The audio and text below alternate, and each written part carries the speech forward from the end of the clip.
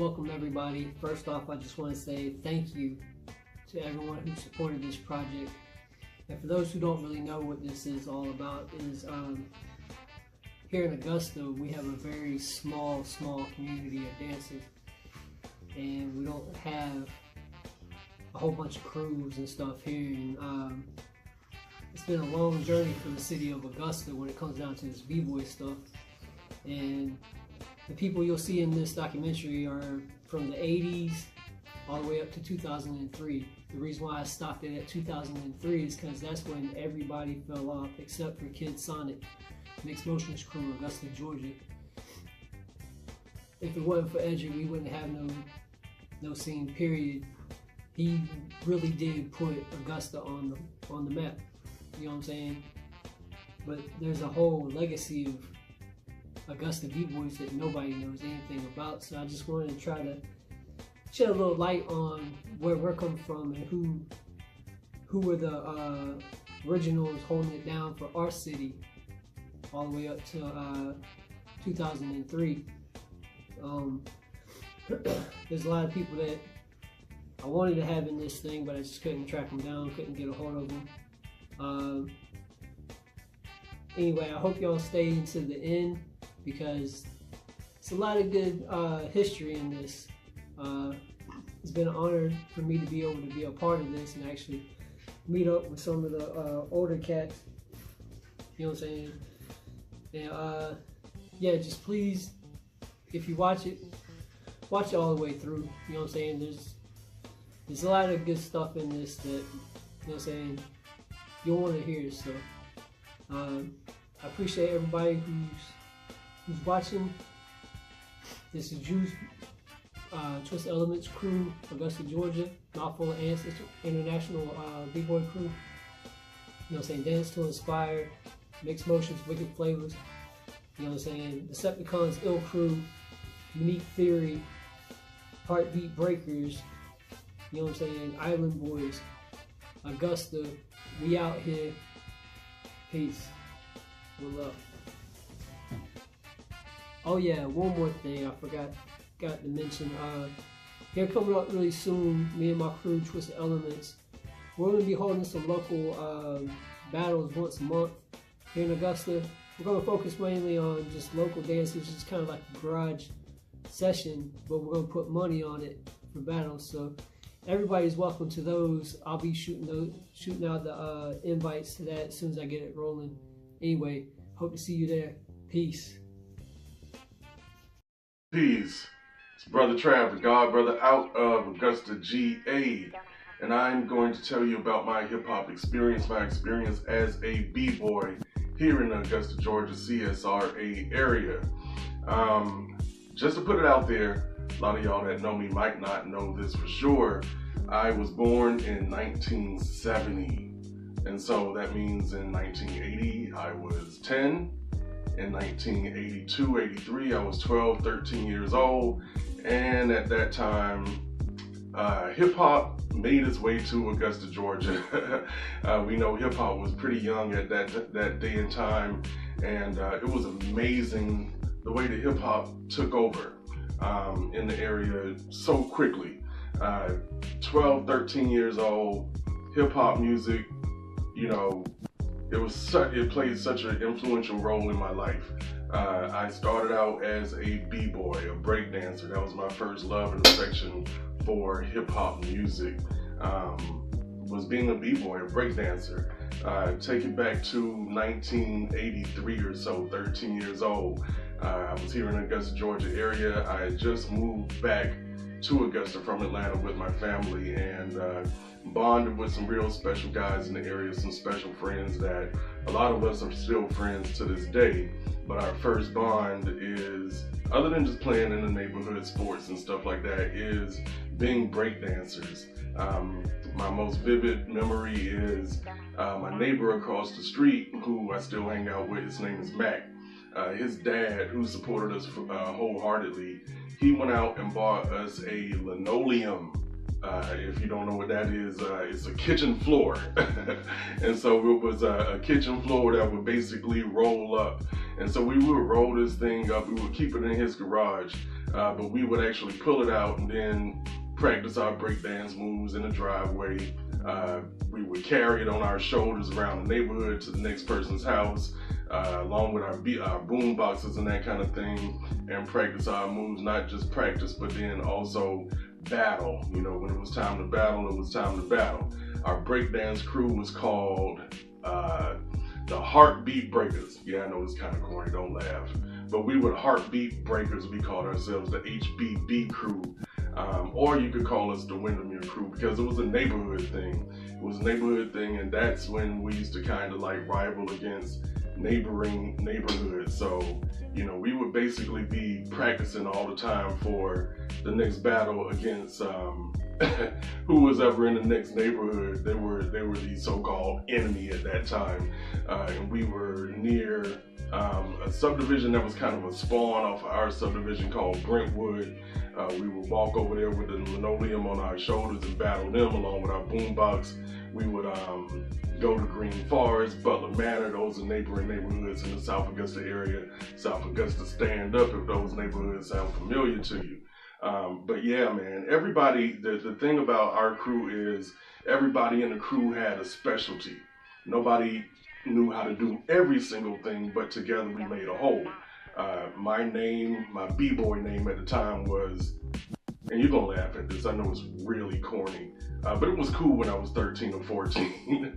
I was Twilight, kind of like TW. My name is Travis Wright, and rhymes with Wright, Twilight. And so we would tag, you know, I would tag my name on the back of my denim jacket and get that kind of thing.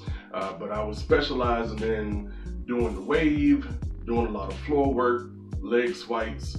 I had an incredible backspin that opened up and it started real slow in an open motion like this, and then I would tuck and go fast like a spinning top and end up on the back of my neck. Maybe the reason I'm having some neck issues right now. But yeah, man, that was my move. I could also do a centipede or a worm real good, get off real high off the ground like that. We had other guys in the neighborhood, my man Steve, who went by Magic. I wonder if he remembers that. Steve, who went by Magic, he had this baby break that was just immaculate. Other guys who would glide on the floor and do the wave and that kind of thing, man. It was just dynamic. Also, rest in peace to my man, Virgil Jones. Rest in peace, he just ascended to the next level. He just passed out on us. And Virgil was always the big guy in the crew. And he would always have the finishing move.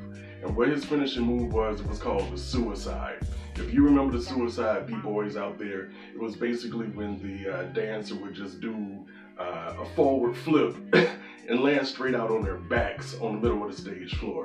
And so, yeah, that was Virgil's contribution to the group. He was a good break dancer, but the suicide was his move. Also, some vivid memories from break dancing. We would ride the school bus to school. And we would like to ride the school bus because the school bus would get us there early. And I think maybe they were serving breakfast in school back then, but we weren't interested in breakfast. We were more interested in going to the gym so we could break dance on the gym floor. So it was a really good time, a whole lot of fun, man. And then at that time, you could really see where hip hop and b-boying and breakdancing, it was about fun. It was all about fun, although we were really serious about our crafts back then. Also, some vivid memories of me being a breakdancer here in the Augusta, Georgia area. You know, we really took our breakdancing to the next level when Beat Street came out. The movie Beat Street, that was probably one of my favorite movies and still is. Beat Street came out, my man Steve's parents, Steve was the little Richie Rich spoiled kid in the neighborhood. He had a three-wheeler and we just had bicycles. So now it's like 84, 85, so I'm like 14, 15. We still b-boying. We would take the breakdancing or the Beat Street movie and go to Steve's house because his parents had a 4-head VCR. That meant you could pause and do still images in slow motion and the picture would be really crisp. And so we would watch my man Lee. That was my favorite break dancer at the time. And he would do his moves. They had the New York City Breakers and all that stuff in that movie. And we would emulate their moves and really study and dissect their moves and try to perfect them to the best of our abilities. So that's where we got it from. Secrets out the bag. Beat Street. Long live. Other hip hop memories from being a b-boy. We were invited to one of the very first Arts in the Hearts festival here in the Augusta, Georgia area. This is probably 84-85. The Arts and Heart Festival here in the Augusta, Georgia area is still something that goes on every single year. It's one of the biggest arts and crafts festivals in the whole United States of America at this time, taking up 3 and 4 blocks of our downtown area, Broad Street in Augusta.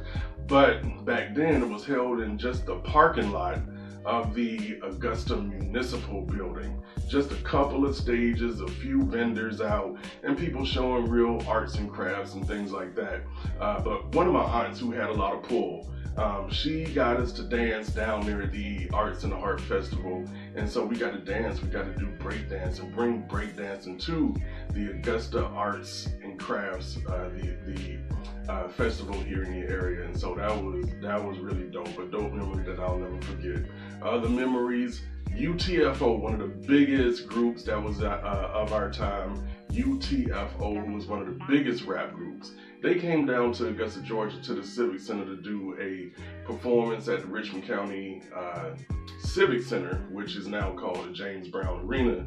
We were there, and I don't remember any chairs being out on the floor in this thing. And so it was just a wide open floor, and man, people came from far and wide. And this was a chance when we got to see who had what as far as breakdancing all across the Augusta, Georgia area, man. There was some battling going on. I don't even know if we really paid attention to the show on the stage. The show was actually on the floor, but man, that was prime time. We practiced for that thing for probably weeks. But yeah, man, I'm just sharing some of my favorite memories of being a break dancer here in the CSRA. I still consider myself a b-boy to this day. You know, even though I don't break dance, even though I don't rap, I still consider myself a b-boy because it's like being a Marine, you know? Once a Marine, always a Marine. Once a b-boy, always a b-boy. Still, you know, to this day, I'll be 50 really soon. Scary.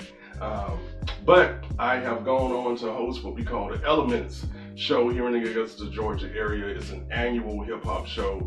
Elements, the ultimate hip hop experience. And what this is me doing my job at trying to preserve the art and culture of the art called hip hop, in which I love so dearly. And so we are now embarking upon our 6th annual this year here in 2019, so looking forward to that. But it's a show in which we display all 4 original elements of hip-hop, all the way from breakdancing to MCing to graffiti art, as you see behind me, to DJing, and so it's quite a thing. If you're in the Augusta, Georgia area, definitely follow us at Uprise Enterprise, and we'll be able to make sure you're posted on that. But it usually takes place in December sometime at the end of the year, but we are definitely looking to do it bigger and better every year, looking to be worldwide. But yeah, man, if you're a b-boy out there, continue b-boying. If you're a young dancer, do your thing. Just continue to do your thing. It's definitely self-expression. It's something that's going to stick with you forever. The memories. You know, I really wish we had phones that recorded back then, because we would really have some dope video to share with y'all. Because y'all doing y'all thing now, but we were really doing our things then. Brother Trav, God, brother, I'm not going to talk too much because I could talk about this stuff for days. Y'all be easy. Peace.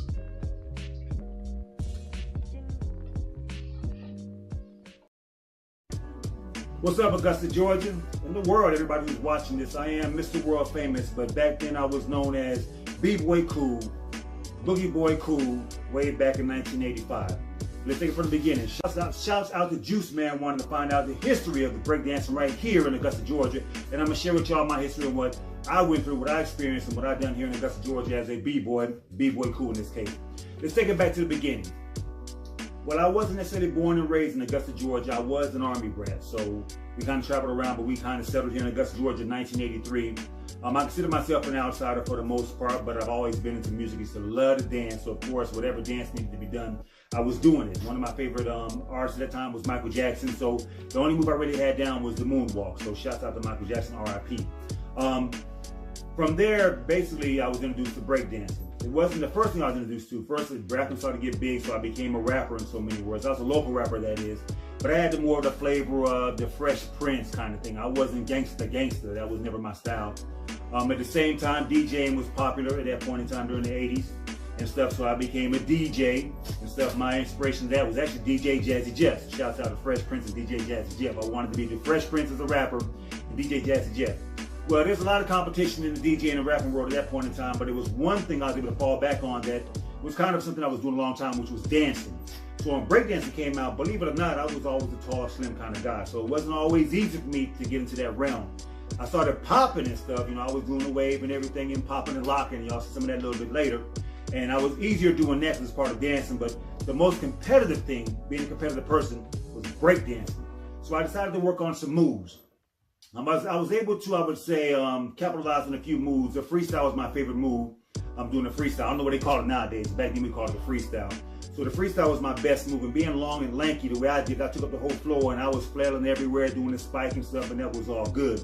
At that point in time, being an outsider, not born and raised in Augusta, I don't know a lot of people, but I basically was familiar with a lot of the dancers at that point in time. I lived in Green Forest off of Morgan Road, and I went to Morgan Road Middle School when I got started.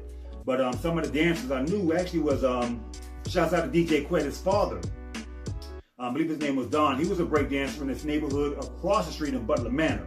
And he had a group of people they used to break dance with, and they basically was pretty good. They had some moves that I couldn't do, but number one, they was on the shorter side, so they moves looked a little bit better and stuff. But I had some moves that I did very well being tall and stuff, even the handspin, you know, because I was spread out, and everybody had to move when I did the handspin because my legs was all out there. I would know how to open my legs, you know, and then close them to go faster, so it was fun learning those things. So my favorite moves at that point in time was the handspin. I could only handspin like 3 times. It wasn't good at the headspin. I couldn't maintain balance for a very long time. But the freestyle, the handspin, also the swipe, that was my pretty good moves there. But at that time, Don had some pretty good moves, you know, that I couldn't beat him at. But we would go into across the street to Butler Manor and battle them. Now, we had some break dancers in Green Forest also. You know, once again, at that point in time, I wasn't with any crews at that point in time. So I'm more so when I saw them, I would do my thing for the most part. But because a lot of them were break dancers, and I was popping, I was able to pop before I break dance. So I was a double threat. I can beat you off the ground, or I can beat you on the ground. And at that point in time, normally, you know, the winner, you kind of destroy somebody's reputation in a way. And if you wanted to, we can take their name. And there was only one battle that I did that I wanted to name, and that was Breakmaster. Don't know where he is, what he's doing, but he was called the Breakmaster. I wasn't the best break dancer, but I wanted that name. I was bboy cool at the time. And actually, believe it or not, before that, I was Chacho. Chacho because that was my popping name. You know, I went to Kid Swift because, you know, my moves are so swift in so many words. So I was Kid Swift. From there, I went to Breakmaster. And from after Breakmaster, I simply went to bboy cool. And the reason where bboy cool came from was pretty interesting in school because, once again, not being from the area and kind of being, I guess you could say I was kind of shy. Or at least they might have thought I was. Usually when confronted for whatever reason, you know, in general, you know, people that basically wanted to confront me because me being different or whatever. I had being an Army brat, come from overseas, I used to mock the British people, so I had kind of a British dialect, so I was considered an Oreo cookie, a black man sounding white. So I was kind of an outcast, and I used to get confronted on from time to time and teased, but I wouldn't argue, fuss, and fight with nobody. I was always cool. And the funny thing about it, I became popular for being cool. Because people would try to provoke me to argue what the case may be, but I wouldn't. I was just always cool. So being a breakdancer, aka b-boy, I became b-boy cool. Because whether I won or lose, I was always cool. B-boy cool. So that's where that name came from. And I was breakdancing from like 85 to 89 before I actually relocated to Atlanta, Georgia. But when I got to Atlanta, Georgia, they wasn't breakdancing anymore. So it kind of went out of style. And the sad part about that is, that's when I learned the windmill. The ultimate move at that time was the windmill, one of the most difficult moves, along with the 1990 doing a handstand, you know, handspin. I don't know what they call them now.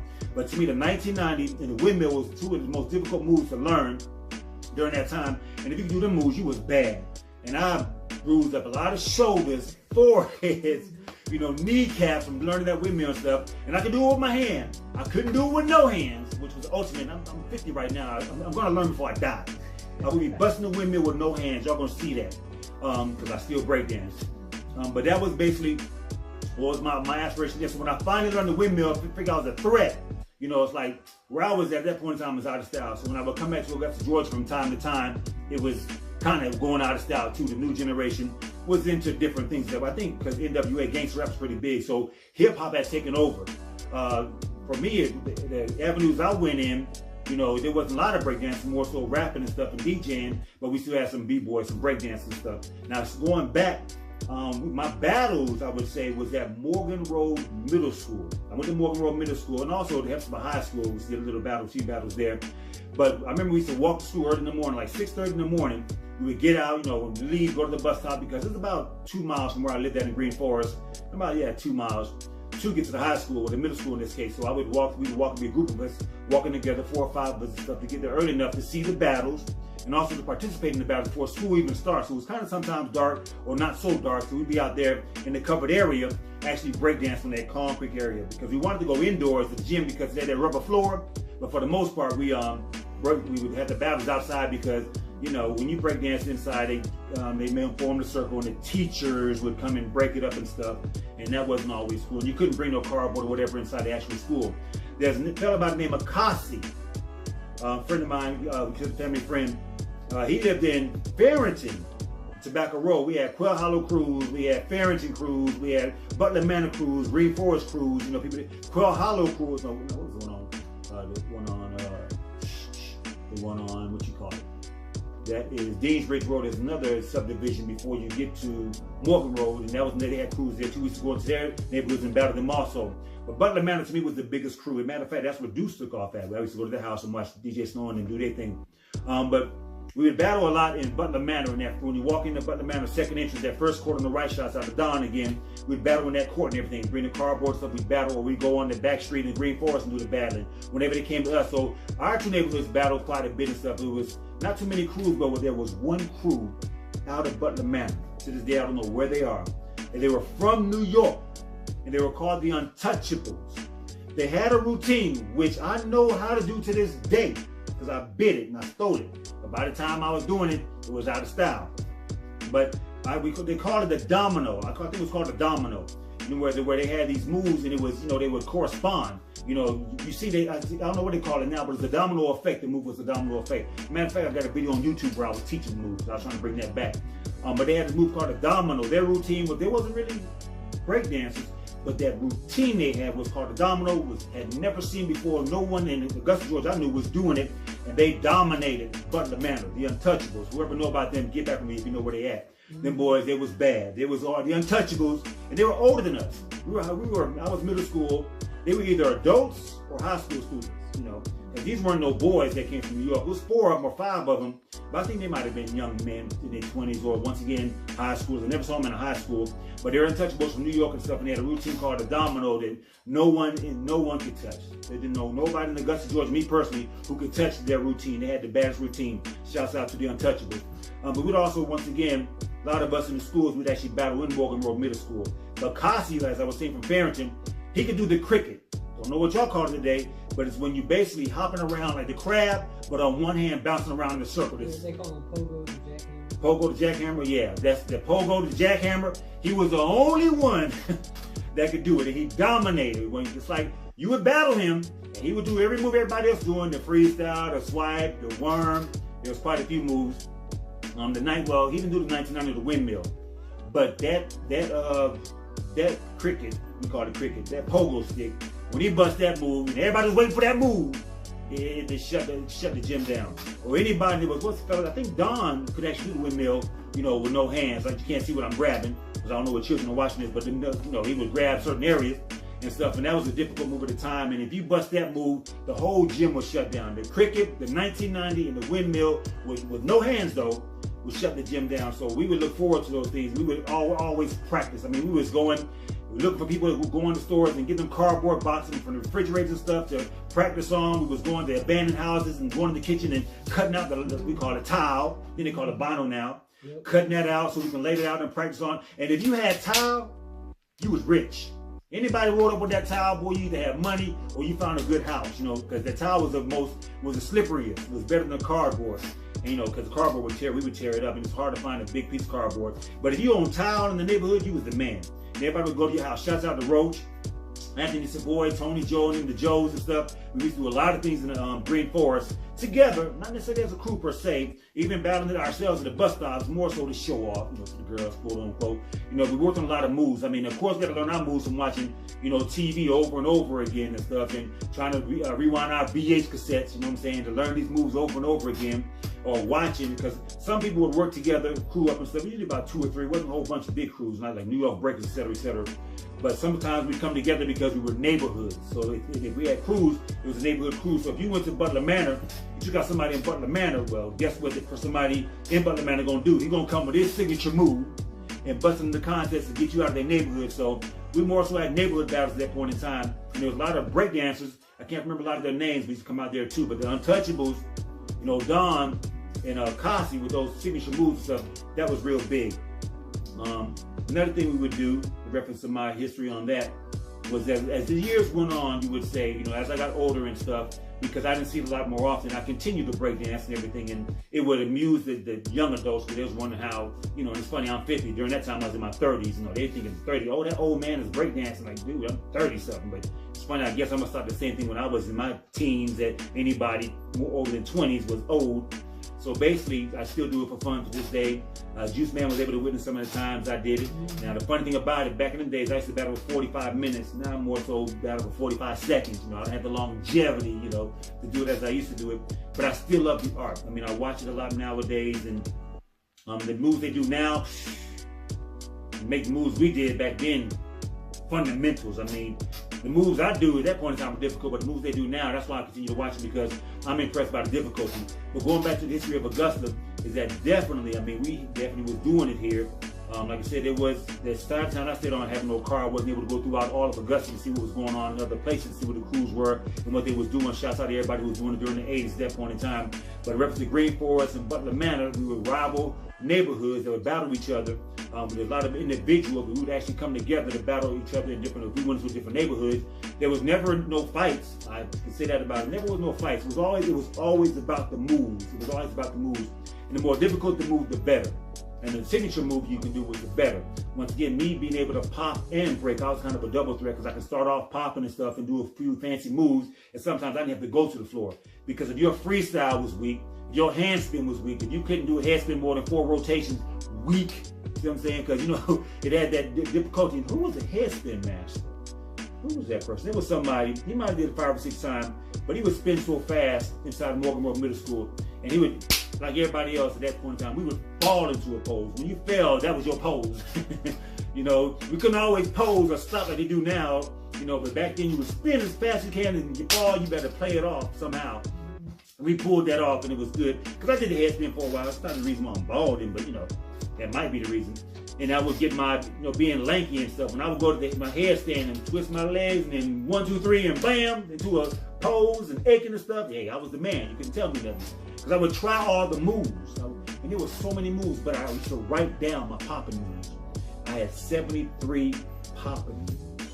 That's why my greatest weapon was popping, because being long and silky, the way for me came easy. Depending on what you wore and stuff, quote unquote, made it easy for me also. The breakdancing was more so, once again, the freestyle. I tried to learn every move freestyle, and I had this little spin. I don't know what the names of these spin I would do, and I would do it because I got dizzy and fall. You know, I see the move nowadays. They don't do it very often, but at that point in time it was difficult, because I would do it with no hands. And it was like a top. You know how a top, it leans and it stays centered when it goes around, but it's leaning in the middle. That's how I did that move. And I couldn't see myself defying gravity, but it was a nice move. But the momentum kept me spinning that way.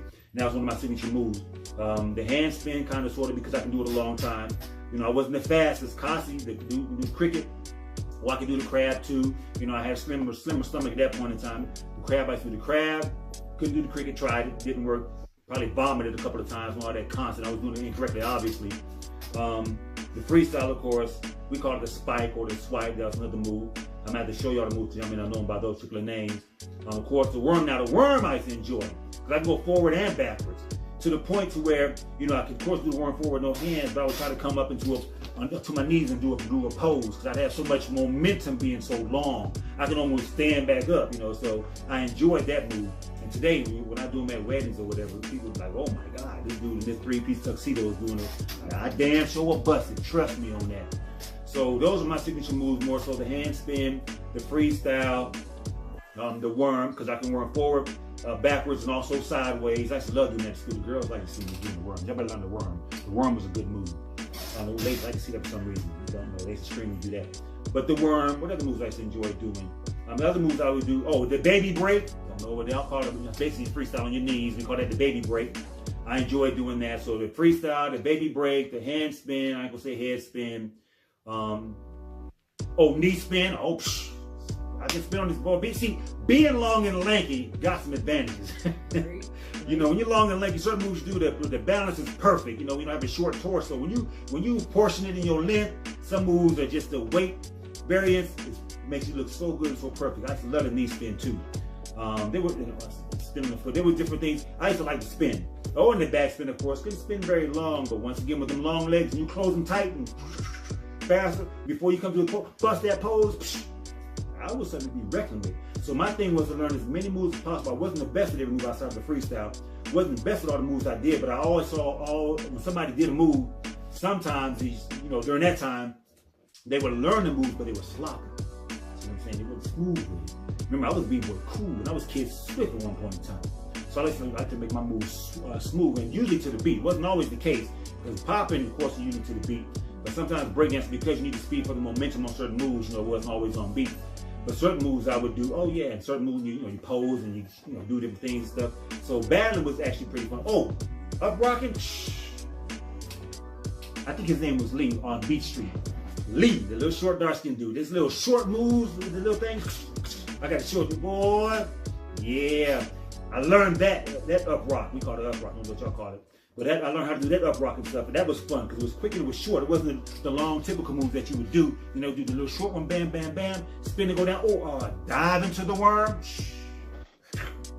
Dude, now that was, you had to do that right, because these little bones are clickety clack clack. People hear that kneecap, bam, but you have to dive into the worm, because being long and lanky was good. So once again, the reference to Augusta, Georgia, because I'm getting excited now. It was definitely a scene from when I got started back in the 80s, and we did a lot of stuff at house parties. At that point in time, because as I was selling Juice Man, I wanted, whatever was popular, I wanted to be it. So I went from a rapper to a DJ to a breakdancer. So when I would do house parties, I would do all three. I was the DJ, I was the MC, and I would also breakdance for the entertainment. Because basically at the house parties, they came to breakdance. That was the thing. Rapping wasn't as big as breakdancing when I was doing it. But we came and it was about that circle. When they formed that circle, everybody knew somebody about to go down. So you didn't always have a lot of room. I didn't always have a lot of room being in the house and stuff. So I couldn't do the windmill, nothing like that, which I wasn't the best at. But when I learned it with that one hand, when I put that hand in that position, everybody back up. Because they know this dude's legs about to go everywhere. He about to go everywhere. And I keep a few people standing around. Because I can't see my legs at, So that was kind of fun. But definitely a lot of breakdancing in Augusta, Georgia took place at house parties. Always took place in the street, yo. I'm saying, because we put the concrete on the yard. If it was uneven, like my front yard where I learned that, we just had to do it. So some moves were difficult if the terrain was uneven. So in the streets, we had to do cardboard. But sometimes, the battle took place. We stand at the bus stop and stuff, and somebody over there popping and, still in the limelight. What's up? You go over there, and all you had to do was this. That means battle. And if you didn't do it back, that means you were scared. You know what I'm saying? You bust like this stuff, and you sit there, you stare, and you wait. And when he get done, he know the move, because you're going to do your thing. So if you was at the bus stop or somewhere public, and you don't want to battle nobody, don't break dance. Don't do anything that nobody will challenge you. Because somebody see you doing it, we all cool. We already know. We got our reps and stuff. We chilling and stuff, having conversations, talking about girls doing that thing. But this dude over there was trying to show up on the road. What he over there doing? So you gotta peep him out first. Okay, all right, okay. His wave's a little sloppy. Okay, I can get him a such and such move.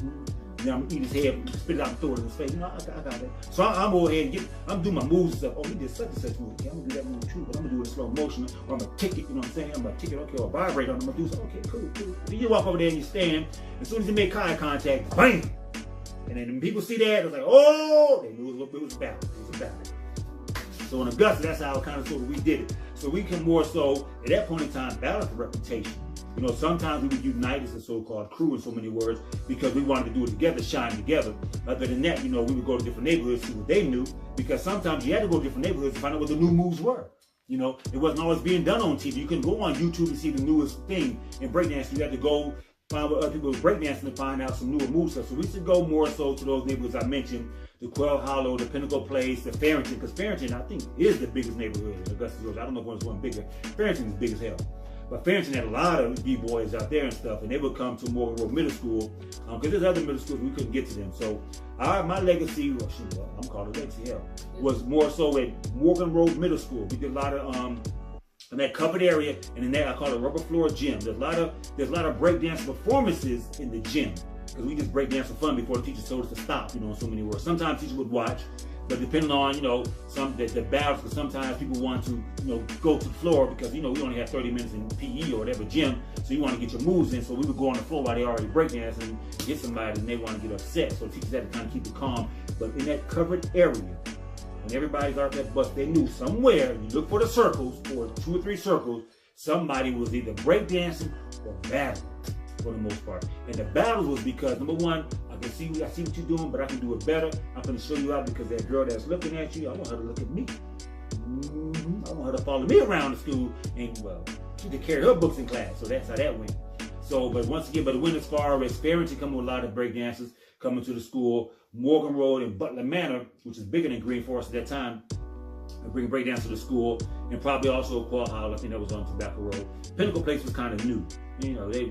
You know, they had bigger houses, but they was more sort of rich kids. You know what I'm saying? They didn't really do a lot of breakdancing. But other than that, that was the thing. Basically, breakdancing was good for us. Stuff. It was our way to be competitive, you know, and kind of always a safe environment. There's a lot of respect there for the most part, because usually if you lost, you know, it was a little handshake, not always, you know, they wasn't civilized, you just walk away for the most part. But other than that, you know, but it was all about at that point in time, learning the most moves, you know, and being the best at those moves, because there was a limited amount of moves we could do. People wasn't being very flexible in creating new versions of the moves. You had to watch TV, wait for a movie to come out, you know, or basically go to another neighborhood, as I said, and watch them do it. Oh, how the heck do you do that? At least from your neighborhood, you want to kind of get with them and learn and stuff, and how you make friends back in them days. Bring the cardboard. If you weren't the one carrying the cardboard, everybody ran to where you was because you got the cardboard. So cardboard was like gold back in them days. Tile, you the man. You had some tile, boy. People knocking on your door. You know, you coming to the park? Well, we didn't have a park. You coming to, what was the name of some of the streets? We go to certain streets that was more so flat. But you had that tiles, you was the man. So once again, a lot of the people at that point in time were, during Augusta, Georgia, that I knew about, were more so soloists in that case. We would come together, unite to battle as neighborhoods at that point in time. There were a few crews, most likely. Like I said, the biggest crew I knew at that point in time was the Untouchables. They had this routine called the Domino, which to this day, I mean, I've seen it done in different variations in different, I think it's World of Dance, not World of Dance, that's Jennifer Lopez. It's another big show I see on the internet where I've seen the variations of what they call the Domino. The Japanese use it a lot, a variation of that, and they make it look a lot better. But that's what more so how we did it back here in Augusta, Georgia. And once again, what Juice Man is doing, trust me, if it come back, y'all better have it together. I'll come in there. I don't care. I don't mind losing. But you gonna know I was there. Like they say about the fight, you gonna know you was in a battle. When I get through it, you gonna know it was a battle. So I'm gonna get up, you know, crank it everything, whatever, and I'm gonna take my thing and stuff and take my Benadryl, put it on my kneecap, and I'm going right back to the floor. You ain't taking me out that easy, you know what I'm saying? So if you a b-boy, you better keep it tight. You better make sure your moves are smooth, because b-boy crew will come back. See, I got my stripes on. See stripes? I even got stripes in my shoes. See the 3 stripes in there? I got stripes in my shoes, you know what I'm saying? So, and I've got my copper socks on, you know, for the bad ankles, basketball. So that's how we gonna do this. So once again, shouts out to Juice Man. He got some things coming big. So all my b-boys out there watching this, hey, it ain't over. It ain't over. We're going to do it here in Augusta, Georgia. Y'all better pay attention to what's going on and what's about to happen here in 2019. I don't know what year y'all watching this, but 2019, Juice Man launched this project. And it's going to be fun in this city. So, number one, it's another way of battling. It's fun. If you ain't a rapper, you can dance. You got to open your mouth to dance. You know what I'm saying? Just learn a couple of moves. You got a lot of videos on YouTube you can learn. The Juice Man's going to have sessions you can learn. You know what I'm saying? You can learn this b-boy, this culture and stuff. But remember, it's a culture. Respecting and stuff, and it's you know, Some of y'all are very competitive, but understand, you know, a better man's a better man. You just get better at what you're doing. You lose a battle, it's just a loss for that day. Do like we do. You get your cardboard box or whatever y'all use nowadays. You go back and you get back on it. That's all. Come back, make your moves better. Cause some of y'all sloppy. I see some of y'all sloppy. You think just because you can do it a little good, you need to film yourself, okay? Then watch what the professionals do and say, okay, I'm a little slow. Yeah, exactly. Smooth it up some. If you're serious about it, take it seriously, because when I come for you, I'll make you look bad. I'm 50 years old, I'll make you look bad. Trust me on that. So, I don't know. So once again, nowadays I'm known as Mr. World Famous and stuff, and of course I'm Mr. World Famous on all social media nowadays, Mr. World Famous on all social media. But definitely this b-boy movement that Juice Man's bringing back, I'm down with it. And I want to see a whole lot more of y'all out there doing this thing. Yo, trust me, in reference to what I do and stuff, and people that I know in this community, in this town, yo, we can make it big here. We can have events here where people actually come out and pay to see these events. You know, if you actually want to make this a passion, even a career to a certain degree, at least locally for the most part, hey, come on board. Come and watch what we do. This stuff is amazing. Trust me, it's amazing. So if you love dancing, whether you're a b-boy or not, come and see what dancers do. We don't mind, like I said, Juice Man's gonna have the sessions. You can learn this stuff. You can learn this culture. It's something that's exciting, it's fun. There's a lot to it and stuff. Shouts out to Travis, brother Trav, with the 5 elements. You know, there's a lot going on here in Augusta, Georgia. Y'all need to tune in to Juice Man to find out what it's all about. So once again, I am Mr. World Famous on all social media. You know how to find me, or you're going to see me anywhere with my blazers. I'm dressed down today because I want to represent the culture. Now, I mean, I ain't got my Kango, but it is what it is, okay? And on that note, I'm out. Back in the days, I mean, we didn't have somebody who would go YouTube or go Google how to do this, Google the name of this. You know, you just sit there and you just pretty much gotta look around. And if you wanted to learn, come up with some crazy new moves and everything, I mean, you had to practice it. Man, when I started and everything, it was back in, the first time I ever saw it, I'd say it was around 81 or 81. You know, first time I seen a kid do a worm, I was like, whoa, that is so intense right there. I was like, that's what I'm gonna do right there. But the thing was, that's like, I was trying to figure out how you, and then the movie Breaking came out, Beat Street and all that, and it just drove me even crazier and stuff, and doing all that stuff. And I kind of saw this movie called, I don't know if you remember, it's something like Body Rock? No, this tap dancing movie, something. But they always asked him, where did your dad learn his moves from and everything? He's like, he'd go outside, he'll listen to something or he'll see something. So that's what I did. I ride around on a bicycle, see something, and I was like, damn, that could be like a breakdancing move right there and shit. So I tried, you know, just trying to integrate stuff, and, you know, stuff I saw. Did a lot of craziness and everything. Where did you usually train at? In my front yard under my peach tree. Seriously, because the only place that had a shade. Right. Out in the backyard, they had 2 big old pecan trees. You did on the grass, just the regular Sometimes it was grass, sometimes it was cardboard. It depends on how many boxes I got taped together and everything. But yeah, I couldn't really do it in the backyard too much because we had 2 pecan trees. Those pecans always come through those cardboard boxes when you're landing on and stuff. I remember the second move I was trying to practice on. It was a frontward flip, but mostly we called it a suicide and everything. It's like when you tap the back of your head and you just kick your foot back at the same time, you just do it. Man, I remember landing on a pecan on my back. That shit hurt. It's like, God. I said, nah, we're gonna take this up front. At least up front, there's peaches there. They squash, and this is much more softer feeling and stuff. Yeah. Where was the main places you would go to dance and battle? Well, when I got really, really good, we had this place called Teen Town in Grovetown. It was a family-operated barbecue restaurant. Yeah. I mean, it was like a mom and pop's restaurant. Yeah. But at night, on the weekends, though, they get live. It was a trip. I mean, little country hick town is doing what they can just to stay, just something to keep their kids busy and stuff. Right. And then a club called TP Cruisers came out. The things we do in the 80s just to try to do something for Augusta. There was some dancers there, but the shit that, they could see that it was being copied, from movies and stuff. Yeah. I didn't see no original shit. And in fact, the time when I was in New York, the shit, it was like I want to say it was like a theater or something, because I remember there was a bunch of b-boys. I don't think they were b-boys. I think they were just a fucking gang. Because when I was walking around New York and everything, watching these boys, I mean, I got to see the Guardian Angels and stuff like that. Yeah. I got to see a bunch of and these were real cliques and stuff. But, my little dumb ass and everything just loved to venture shit by himself. Come up to this club and,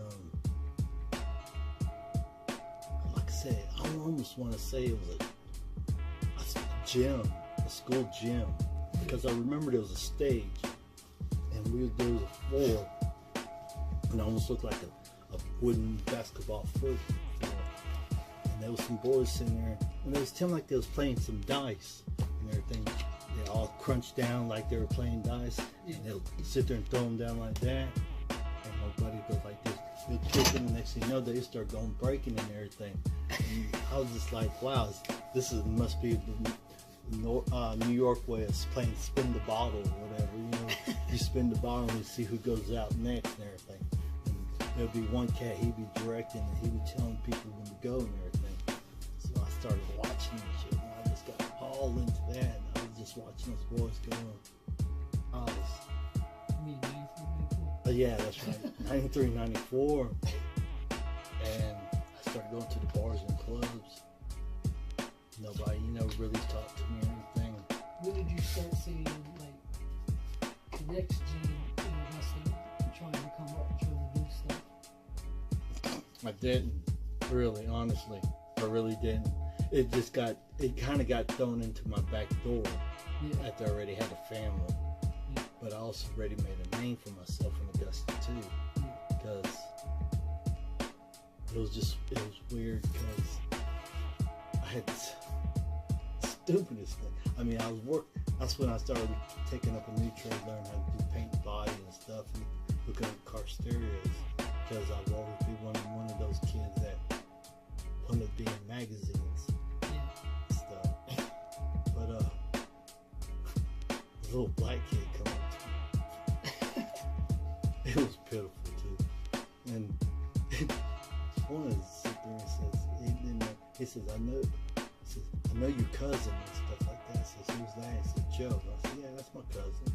He said that you used to be a dancer and everything, you used to break. I said, yeah, I did a little bit of it. He says, I was wondering if you could teach me some of the basics. And I told him, no, there's no way. I was washing my truck. And I heard a song, and those things when you hear a song and you remember you used to do something about that song, and that's I was sitting there like popping and locking and shit when I was washing my truck, and I always played my stereo system in my truck. I had to have a crazy stereo system in my vehicles. This little black kid came pedaling up on a bicycle, fat. It looked like a big doughboy. I mean, God. But I felt him though. I felt that because I was that kid. Everybody picked on. Didn't have no friends. Didn't really talk too much. It was hard to come up and talk to people and everything. I think that's where me and him connected at. kid that sat in the back. Yeah, I just like, there's no way, because if I want to even learn something, I would like to do something, I'd like to pass it on to my son, if I even have a kid or anything. And he showed determination. And I said, damn. Then I went to talk to my cousin, asked him how is he and everything. Is he legit? You know, is he a thug? You know, or is he just trying to be, you know, get warmed up to me, be nice to me and stuff? So I try to trust him a little bit, and then next you know, he starts stealing from me and shit like that, or doing some mad to that shit. But yeah, my cousin named Joe Kent. He was standing across the street and stuff. And he told me, and it's like, okay. He just kept on showing determination, kept on wanting to learn. I said, I'm not that great, man. I'm not one of those that you really want to learn from. You can see this kid, he was hungry. He was, I don't know what it was he was hungry about, or it was a drive like I had. I almost want to say he had a drive like me, but then I decided to show him little shit here and there. Next thing you know, he just kept on, and then we became friends. So every time we always hang out and stuff, I would show him something.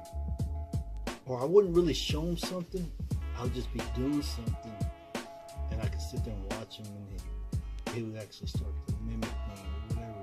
So, because I was one of those that was hard person. I didn't want to teach something like that because I didn't see it going far. Yeah. And I was more like, let me teach you something that you're going to be able to make some money, do something like that and everything. You know, but when you hear songs and everything, it just makes you want to, it's like every time when I hear something like, Don't Stop the Rock, you know, I just want to start, just makes me, when the first time I showed you how I do a double, how I wave, do a pop and lock, and I break it hard like that, and then bring it up like that, drop it down, fold my knees in, like that, or we'd be just sitting in the car, me and him just be riding around and stuff, and I'll be like, we'd be going back and forth, and he starts doing some of his stuff. He got real good, you know, but yeah, we traveled around and stuff. We rode around, and I was like, you know, this guy's gonna keep, you know, he's gonna keep on going. He's gonna actually carry my legacy. So, you know, he's gonna, you know, tell how the story really went. Then I look at him, right? Well, we know who that is. And then he started introducing me to a bunch of other people and everything, you know, and it was kind of funny how that generation of b-boys were back then, because you got like Dunn, and oh man, you got Kodak and stuff like that, and that generation of Edric's b-boys, they paid a lot of respect from the older ones and stuff, and I was like, man, what respect we got from, you know, back then and everything. We got their tennis shoes or some shit, you know, we took their bandanas or their spikes and stuff after you got them, you know. Yeah. But yeah, his generation, it's more like a respect thing, you know. They respected, it's like they respected their elders, you know, something that your grandma always said to you. That's, you know, I couldn't believe that. And that was another thing too, after we took them, you go to a jam or whatever, y'all were friends, you know, y'all going to their house, you go session after they beat you or something, you know, here you inviting this crew that just squashed you on and everything, but you know, you're over at their house at 3 o'clock in the morning, eating ramen noodles and shit and having a session right there in their basement, you know.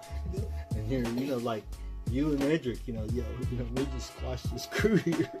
And here they feeding us and shit, you know. Damn. And I'm sitting there watching us like, what kind of shit is this, you know? I mean, really. Right. I mean, and y'all giving dads and all that. And I was like, damn, this generation, I mean, yeah, y'all's generation back then was like, after y'all paid a lot of respect to the elders, to originators, and then to the crew that y'all battled against and stuff. Like I said, that's like, man, there's some craziness here. I don't know, maybe because the era I was growing up, I watch it disco transition into breaking. And that's when a lot of gangs started showing up and stuff. Back then, you know, they were fighting. Yeah. People were dying and stuff. And that's when breaking, you know, we started using breaking again. We had a lot of that shit going on with battles and shit we went to. But we also understood one simple fact. That then we didn't have YouTube. Most people didn't have cell phones. It's hard to get in and network and know when battles and shit were actually going down. So you kind of had to, you know what I'm saying, after you battled somebody. Yeah, you had to get it from word of mouth. If you felt like they were good people or whatever, you would link up after the battle and then y'all would start networking. And then they hear about the battle over here. They'd be like, yo, we're going to this battle. And then we go up there and squad up. Hand me that Kool-Aid up there. That Jolly. Yeah, right. No. Oh, yeah, that'll work. But we go up there and squad up with them. So we, you know, strength the numbers and shit. Yeah, because I remember your crew was what, 2? At one point, yeah. It was 2. It started off with 4. Then it went to, we had 8. Wait a minute. I don't think it ever started out with 4. I think it mostly started out with 2 because. No, because it was Edric, me, Adrian. Oh, that's right. That's right. That was the main 4 that was actually. You're right. Shit. Yeah, you're right. I totally forgot Adrian and everything. Yeah. She was a cool cat. We didn't really talk too much, me and her. That's because she was still. Her parents were very protective of her. Was she Filipino? She was black, and I want to say some type of Asian. Oh, okay. But I can't remember which.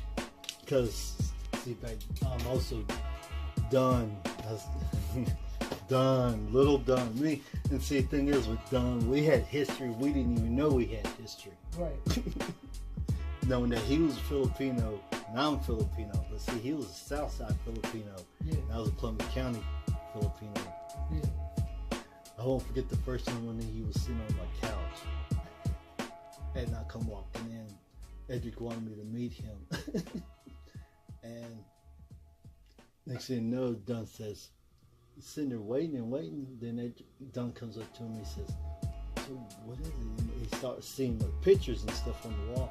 He told Edric, says, yo, bro, you didn't tell me he was a Columbia County Filipino.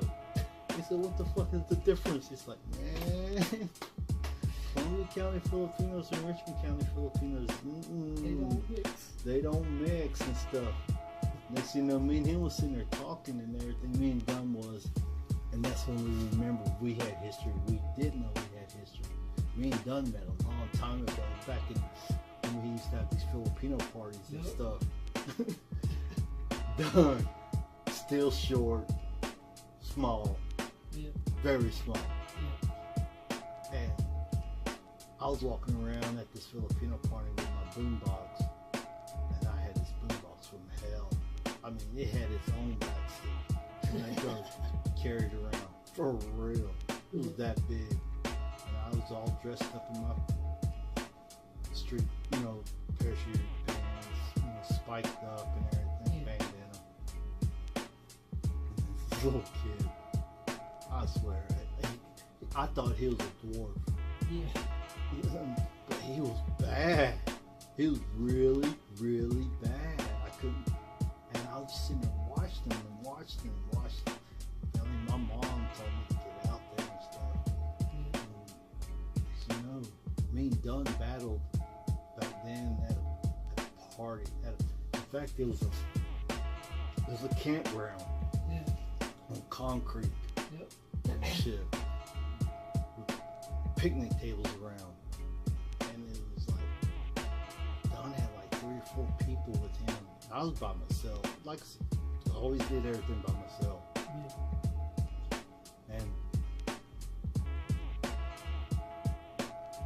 And you know what?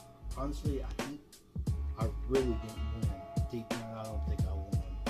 But but I just had a little bit more power, like 1 or 2 more power moves than he did.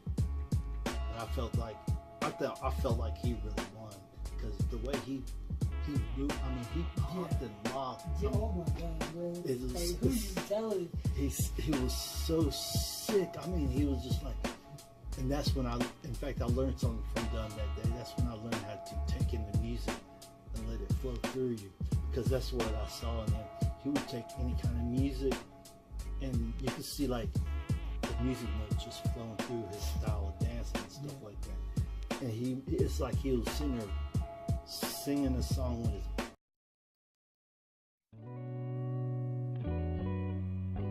To help out with this documentary, I want to introduce myself. My name is Kodak, as they call me. My people call me Kodak. With that, I first got started with the Augusta hip hop scene, the b-boy scene in general, back in 1996. I know, I'm showing my age. It is what it is. I first really started getting into it after meeting, I think it was Kelvin, right? Me and Kelvin, I went to Evans High School, right? So we lived in Martinez, so Evans High School is where I went. I met Kelvin in a computer programming class. I'm not sure how we talked about breaking, but he told me that his brother was trying to learn how to break, and that he wanted to introduce me to his brother Alexer. I then met up with Alexer. Alexer then kind of pointed me to the rest of the Islanders in the area. And so I got up with, I met up with my boy Dunn, my best friend Dunn, to this day. Met up with Donald, Winston, and all them. And I met up with them just mainly just going to different Filipino American parties around town where we would actually dance and break. And then from there, I started going to Augusta State at the time, and I really started getting really into it. By then, me and Dunn met up with Wes. We formed a crew called Ill Crew, ILL Crew, KREW. It was myself, Jason's brother. It was Dunn, some other Filipinos and other Islanders around town, and pretty much we just had that crew. The primary ones that were traveling at that time, I think, was myself, Dunn, Wes, aka Wes Lundy, rest in peace. And we would travel around to different parties and jams. We were primarily the crew that actually battled against everyone else. We had some other members of the crew, Aaron, who else? Donald, basically, and I'm probably missing 1 or 2 others, been so long. But basically we traveled any and everywhere, different parties, different jams, and battled any and everybody for any remote reason that we could. Most folks didn't even realize that folks out of Augusta would actually dance, but at that particular time, in my opinion, Augusta had a really good dance culture in general. So whether it be hip hop, or whether it be R&B, or whether it be just any dance in general, there was always some kind of dance, something going on in Augusta at the time. But I primarily hung out with Islanders in general, and we'd go everywhere and party everywhere and do everything together as a group. And wherever there was a jam, we would go and battle out and go from there.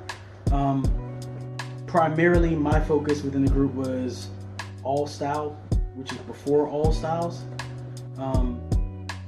At least I didn't know it was called All Style at the time. I just danced. I considered dance was dance.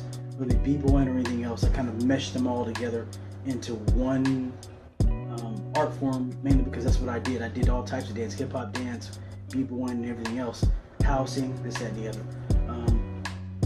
I then met, I think we were breaking for a while. That was from 96 to about 96, 97, 98, roughly. Where we're heavily forming in Augusta. We met up with Chad. Chad would come and practice. He would bring Josh. Josh would come and practice at the Augusta State Complex, which is right down the street from Augusta Mall, and that would be the primary place where we tried to practice. If we weren't at Donald's house, or if we weren't at Aaron's house, or if we weren't at some other Islander's house, somebody's house, Pete's house, it didn't really matter. We pretty much were breaking wherever we could get a space to break at. We would primarily meet after work. I worked at the mall at the time. Mostly everybody worked at the mall, except Wes. Wes was a cop at the time. And we'd meet up at Mimi's Pizza. I think it's Mimi's, off Tobacco Road, I think it was, right down the street from Farrington. And we meet up there at least 4 times a week, 10 o'clock at night, maybe 11 o'clock at night, and we'd break until 1, 2 o'clock in the morning, or until we couldn't do anything anymore, to muscle failure. And we did that regularly on a regular basis, or we go to Aaron's house, or wherever there was a jam, whatever, we'd be in the garage doing something, breaking and practicing. And what we do is we all travel with the rest of the Islanders. We all travel together to different jams up and down the East Coast, from North Carolina, South Carolina, Georgia. I don't remember any jams in Florida. I think we did a couple of jams in Florida. Atlanta definitely, and just battle, break, battle, jam, battle, and just break all the time, b-boy wise. Just do everything all the time and challenge folks. And that was and another good important part about Augusta is we always had a hard time finding a place to break at. That was a consistent theme around Augusta. I don't know why that was, but we get kicked out of some place doing something because we couldn't break there, or they didn't want us there. Only time that we wouldn't get harassed by cops would be First Friday downtown, and First Fridays were very important because that was the main spot. Everybody would come downtown during First Friday. Everybody, the whole downtown would be lit just with folks all over the place. So we'd either be breaking at the Soul Bar, or if they would let us, right? There was some other club we would break at downtown. I forgot the name. It's where DJ Richie Rich used to DJ at. Shout out to DJ Richie Rich. Shout out to Chad. Shout out to DJ Snow. He would let us throw jams there as well at his club right around the corner from Broad Street. But we just jam out there at the clubs and just break and battle and create our own kind of internal scene. And that's one thing I kind of love about Augusta is we actually had our own scene. We didn't wait for anybody else to set up anything for us. We created our own type of scene anywhere and everywhere around the city of Augusta. I think Chad at one time threw some kind of rave or jam at Regency Mall a couple times. Pretty much we had each section of Regency Mall had its own separate rooms. We had like a Chad would have a jungle room, drum and bass, hip hop, R&B, old school, electronic breaks. DJ Richie Rich would be the headliner throughout there. Or it was so much fun. But we had our own scene. We had our own set of DJs. We had our own scene. We had our own parties. We had our own jams, and it was mainly geared around locals. We rarely would have to go out of town to do anything outside of battling other folks. But we always threw our own. There was always someone throwing a jam locally, and we all support. All the Islanders support them. Everybody supported the jams locally, black, white, or otherwise. But that was fun. That was dope. But First Fridays was our number one thing. We would be on the side of the corner, breaking. Chad would be in his apartment up there. We were breaking down below. That's one good thing about Chad having his apartment down there, because we actually set up shop in front of his apartment and do whatever we wanted to do without being bothered. Cops had never bothered us at all during First Friday. It was a real open environment, and it was straight concrete. Sometimes we didn't have linoleum or cardboard, and we'd still be breaking downtown. It really didn't matter. Especially at Mimi's Pizza, the floor is so bad that we had the tiles would be on the floor next to the pool table. We would move the pool tables to the wall and then try to set linoleum in the middle. If we didn't have linoleum, we used these square tiles, and we'd be breaking on there. I'd come home, arms all shredded up and shoulders all bruised. Another good thing, we first started breaking when I met up with Lexer and Dunn. We'd meet up at, I think it was Lexer first before I met Dunn. We'd meet up at B-Boy Ivan, I think of Air Force Crew.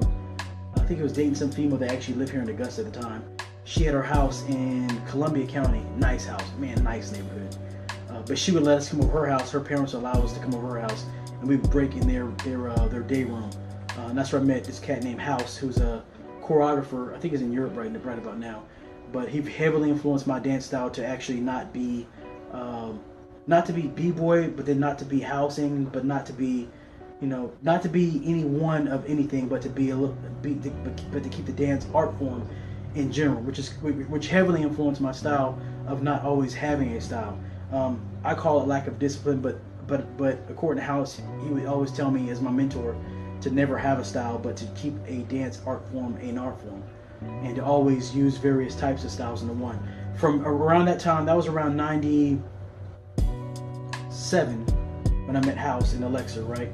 96, 97, met Alexa House. From there, I met up with Dunn, Wes, Aaron, Pete, all them jokers. Met up, Winston, I think wasn't around at that particular time, but I knew of Winston as an OG, right, of breaking. So we all kind of dwelled amongst the same folks. From there, around 97, 98, I met, 97, I met Wes. Dunn and we all formed Ill Crew. From there, we met up with Jarrell. Jarrell was a tagger. He did like all the artwork on our shirts. I wish I had the sweatshirt now, but I don't have it. That did the Ill Crew logo with the guy, bboy, crossed up and everything else. Wes, we all had our own little sweatshirts and everything else. From there, there were jams around town that DJ Richie Rich had, that Chad was a part of as well. And other promoters and other DJs as well, drum and bass DJs as well, that were around town that did their own shows and promotions. From there, we met up at Garden City. We did jams at Garden City. Well, Wes knew of Rich, DJ Richie Rich. Between Wes and Richie Rich, they would do jams at Garden City Civic Center. I guess it's Garden City Center, which is pretty much right next to. It's off Highway 1, US 1, Aiken Augusta Highway, but it's on the left if you're going towards Aiken. And now I think it's some kind of church now. But back in the day, it was nothing but a big open scene with a big stage with DJ booth. It was like an old skating ring, I think it was what it was. And so it would floor and be a break dance and everything else there. Oh, I had such a good time. That's where I actually met up with Edric, B-Girl, Vendetta, which at that time I didn't know B-Girl Vendetta was actually a girl, because she had cornrows and it was underneath the beanie, so I couldn't see her when I met her for the first time. And I thought it was a little dude, hey, Kodak, you don't want to learn how to break, this, that, and there. I thought it was a little dude. It wasn't until after I battled her for the first time that when she took off the beanie, I realized it was a female. And I was like, oh, snap, okay. So that's how I met B-Girl Vendetta before I forgot what she called herself before then. When she went to Georgia State University, she then called herself B-Girl Vendetta. But seeing her grow as a B-Girl was dope. To understand where she came from in Grovetown, and then doing jams locally, then going out and then getting with other crews in Atlanta, and doing jams out there was dope. Met up with Edric and Juice from there, which we've been family ever since then. It's good to see Edric traveling around the world doing b-boy stuff. That's actually dope. Just knowing humbly, where he came from. I remember practicing with Edric, and he had his parents had a trailer in Grovetown, and then next door to the trailer was like a house that his dad was building, and it was dope because inside this house they had doors on the outside. It was like cinder blocks on the outside. The doors were there, but there was no electricity, no light. And Edric would literally practice. Me and him were practicing there. Juice would come over too. Juice would tell you about it. They would practice in that house when we didn't have any other place to practice. I'd go over there and practice with them. In the house, we'd go there and practice, and there was no electricity. We have shop lights that were turned on in the middle of the room. They held linoleum in the stereo, and we would break there with no ventilation, no nothing, just breaking on a regular basis. And I remember those days. Like sometimes I don't think we had linoleum. I think we just had cardboard at that time. I don't remember what we had. All I know is I was always going home bruised every night, cut up and bruised every night, which actually kind of played to our advantage at least, because when we go do jams, a lot of times the floors weren't always the best shape, but we'd be in there just breaking, windmill and head spins, all the crazy stuff all the time. Wes would be there doing windmills. He had so much momentum, he would actually feel it off the floor when he'd do his windmills. It was dope. Done with his crazy styles, which was dope. Every one of the members of our crew, in general, within the Ill Crew itself, even actually not even within the Ill Crew, I would say everyone in general in Augusta, everyone had their own style. From other islanders to Donald having this little windmill bomb move that he would do. I would have my own unique style. Dunn had his own unique style. Wes had his own unique style. Everybody had their own unique style. Old School has his own unique style. Nobody, I think within Augusta, we take pride in having our own style. We never did copy anybody else. Now we would take Rob Peter to pay Paul, right, so to speak, take certain things and change moves up and then re-articulate that into a totally different move. But you wouldn't necessarily see us doing other people's moves verbatim. Never would you ever see us do that. I think then it began to happen where we would travel. Our goal, ill crew wise, was to decimate the Decepticons, which was a DJ crew, a b-boy crew. I think they were in North Carolina or South Carolina. They're in the Carolinas somewhere. But they were a production crew that did like drum and bass and electronic music, dope production. I'm not even sure they're still around today, but they would do huge parties, huge jams. And we'd go there to battle. But our whole thing was the battle. So even during our practices, anyone and everyone can get it at any time. I don't care whether you're the best b-boy in the crew. If someone called you out, you would have to battle. And that was our mantra. It didn't matter what happened. It didn't matter whether you won the last battle. Anybody can call you out. Even a newcomer coming to practice can call you out. Winston will call you out. Or Wes will call you out. And you have to battle that one person back for back for back for back. And there was no time limit like battles these days where you have a time limit. There was no time limit. You just kept going and going and going until the other person could not break anymore. And that was our time limit. So however long that took, you would keep going back to back to back until you couldn't do anything anymore. And pretty much it was like a last man standing. If you were able to do something at the end, you won. So that was dope. And that was the cohesiveness around our crew. We would be at the different Filipino American party events around town, battling, breaking, playing with the kids, breaking. I mean, it didn't matter where it was at. In the mall, breaking in the middle of nowhere. Alexa trying to do, he was trying to learn flares. And there were these pillars in the mall. And he would practice on these pillars around the water fountains, you know. And oh man, those were the good old days. And we would get kicked out by security, you know, just crazy. It didn't matter. But it was always hard breaking in Augusta. Also, later on, I guess 98, 99, 2000s, around that time frame, 99, 2000s, after meeting up with Edric and Juice, I met Mr. Wiggles back then. Rob, what's up? Holla. Mr. Wiggles. Old School, I met with Old School back then as well. And just breaking in, I think Old School had his house over there, and we're just breaking in his living room. He would move his furniture to the side, and we just break in his living room, like all the time. I'm sure like at that point in time, it was probably driving his significant other mad, but shout out to Old School for heavily contributing to our ability to go somewhere and do something instead of being caught up in doing crazy stuff. We actually had a place to go to. Old School would open up his house, his garage as well. We'd break there as well.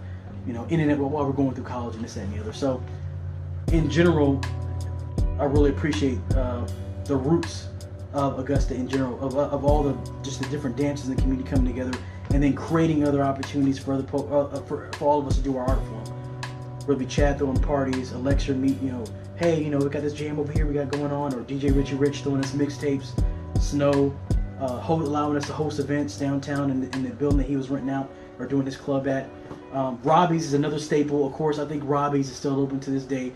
We're going to Robbie's at any given time. And Robbie's, if you're unaware of, I think it's still going on. It's like a pool hall right off Washington Road. That place has been there for years. And we would go into Robbie's. And one thing I love about Robbie's, they would have like pool tables up front. You can come and shoot pool. And then they have the bar. And then they have like the little dance floor with the mirrors. It probably still looks the same to this day. And then, of course, the DJ booth up top where the DJs would be. And I bet you they still have the same playlist they had back then. But we could go there and break at any given time.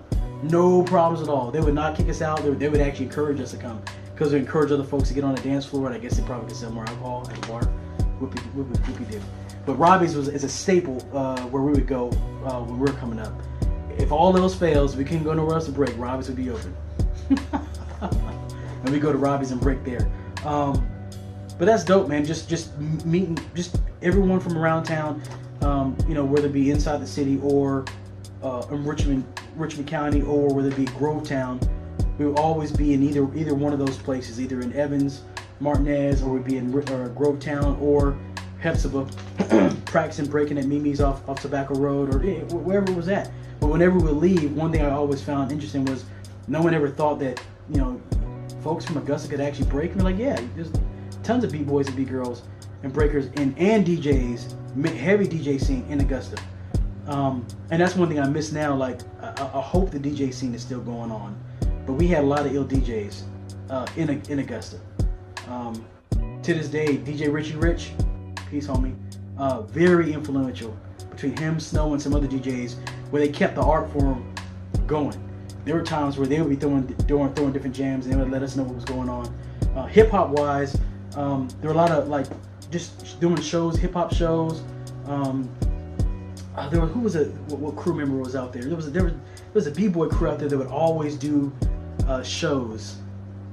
I think it was not Black Thought. It was Freedom Black. Freedom Black. Shout out to Freedom Black, man. Freedom Black it was him and his partner, and I forgot the name of the crew, but they would always do hip hop shows in Augusta, and they would always encourage the b-boys and b-girls to come out to support their events. Somewhere off of not Broad Street, but I think it was Green Street or Broad Street. There was like a little theater that was there, and Freedom Black and his partner would go up there and do shows. And what I would do is when I found out Freedom Black was there, I would get up with all my people, and we would go there and just break dance while they're doing hip hop shows, just supporting hip hop, supporting other hip hop events. And what that ended up doing was they ended up creating a good rapport amongst artists downtown with the b-boys in general. And whenever they would do shows, we would show up and break, and that kind of fostered and helped grow and support local events, because we would actually be breaking and while they're doing their shows, which is dope. So Augusta has a lot of good history as far as supporting hip hop in general, b-boys and b-girls in general. So I think we dismantled our crew shortly before Wes died, before he passed away. Ill crew kind of broke apart. I think Dunn moved to Atlanta. I was finishing up school in Augusta. Wes was doing his career and I think being a cop. He ended up dying of an overdose. So rest in peace to him. But we kind of broke up and kind of spread out from there. But it's good to see that Juice is still around doing stuff with his crew. I think even Chad at one point in time formed Break Yourself Crew, which was another crew, you know what I'm saying, that we actually rode with. You know, I think Juice is in the crew. I'm not sure if Edric was in the crew. It was myself. I think Josh was still going on with that. Chad was involved in that as well. I'm not sure if Chad's gonna do a video, but he was definitely influential with that. Even Chad even started his own dance studio downtown, or partnered with someone that we would actually go there and had a place to actually break at, instead of breaking on the corner or getting kicked out of spots where we couldn't break at anymore. So the community in general goes back, and even the spirit of promotion, production still goes back with Rich. I think Rich still does production to this day. Chad still does production to this day. I'm not sure if DJ Snow still does. I'm not sure if he's still in Augusta, but just being around those guys and those atmospheres kind of fostered the hip hop community that we had back in the day. And I think Augustans should be proud of their history amongst the Islanders and everyone else, of that culture of dance and music. Arts and heart, very, very big amongst Islanders and everyone in the community of Augusta, where you have different art forms of dance coming together and displaying it. Cinco de Mayo, filling the streets up with people just dancing on the side of the streets. Very dance oriented for the city that, you know, the birth of James Brown. So I would say to all my people, please know your history. Support local venues, support local DJs, and then dance to support your local movements. And then that actually gives you other abilities to do more stuff within that community, because you're all there supporting one another. So shout out to Juice, man. I appreciate you doing the documentary. Shout out to Edric Old School, Winston, Aaron, all my people. Forgot you, Dunn, Donald, Peter. I'm forgetting somebody else. Y'all know who I'm talking about. But anyway, this is Kodak, man. I'll hop back at y'all later. Peace. But that's the history from my perspective. I'm sure Dunn has a better memory of what's going on with it than I do. But it's been a while, right? So that's why we're sharing these videos, this documentary. But I'll hop back at y'all, man.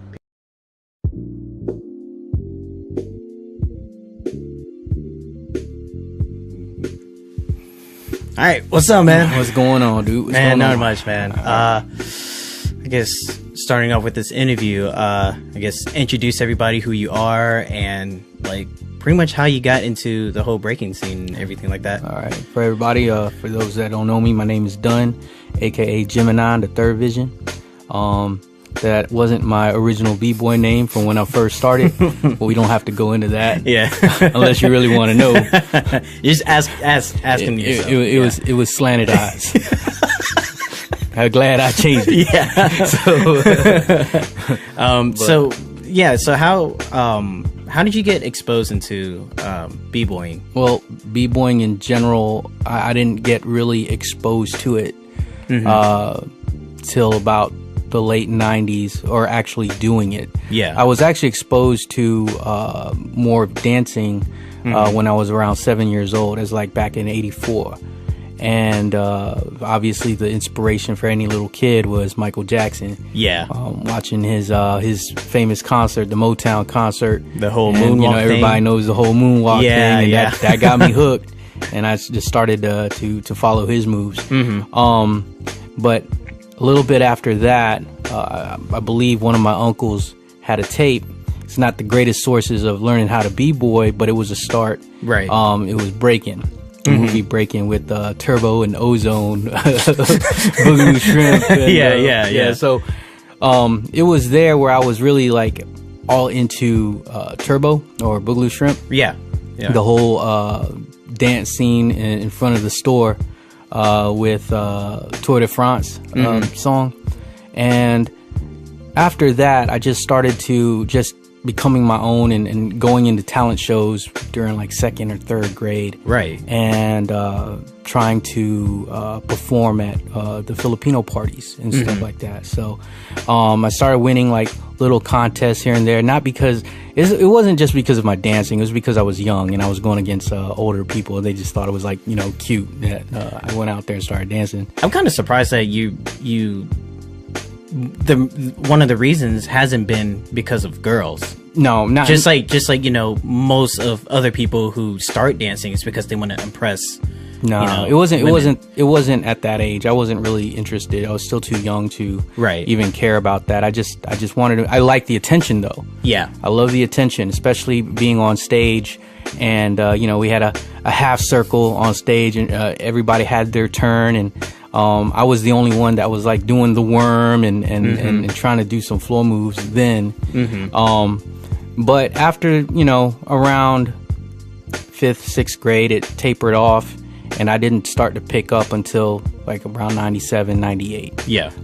Have a friend named Alexer, and he started b-boying because he had cousins in Chicago, and he would tell me about his cousins, and he would he would learn something, he'll bring it down here.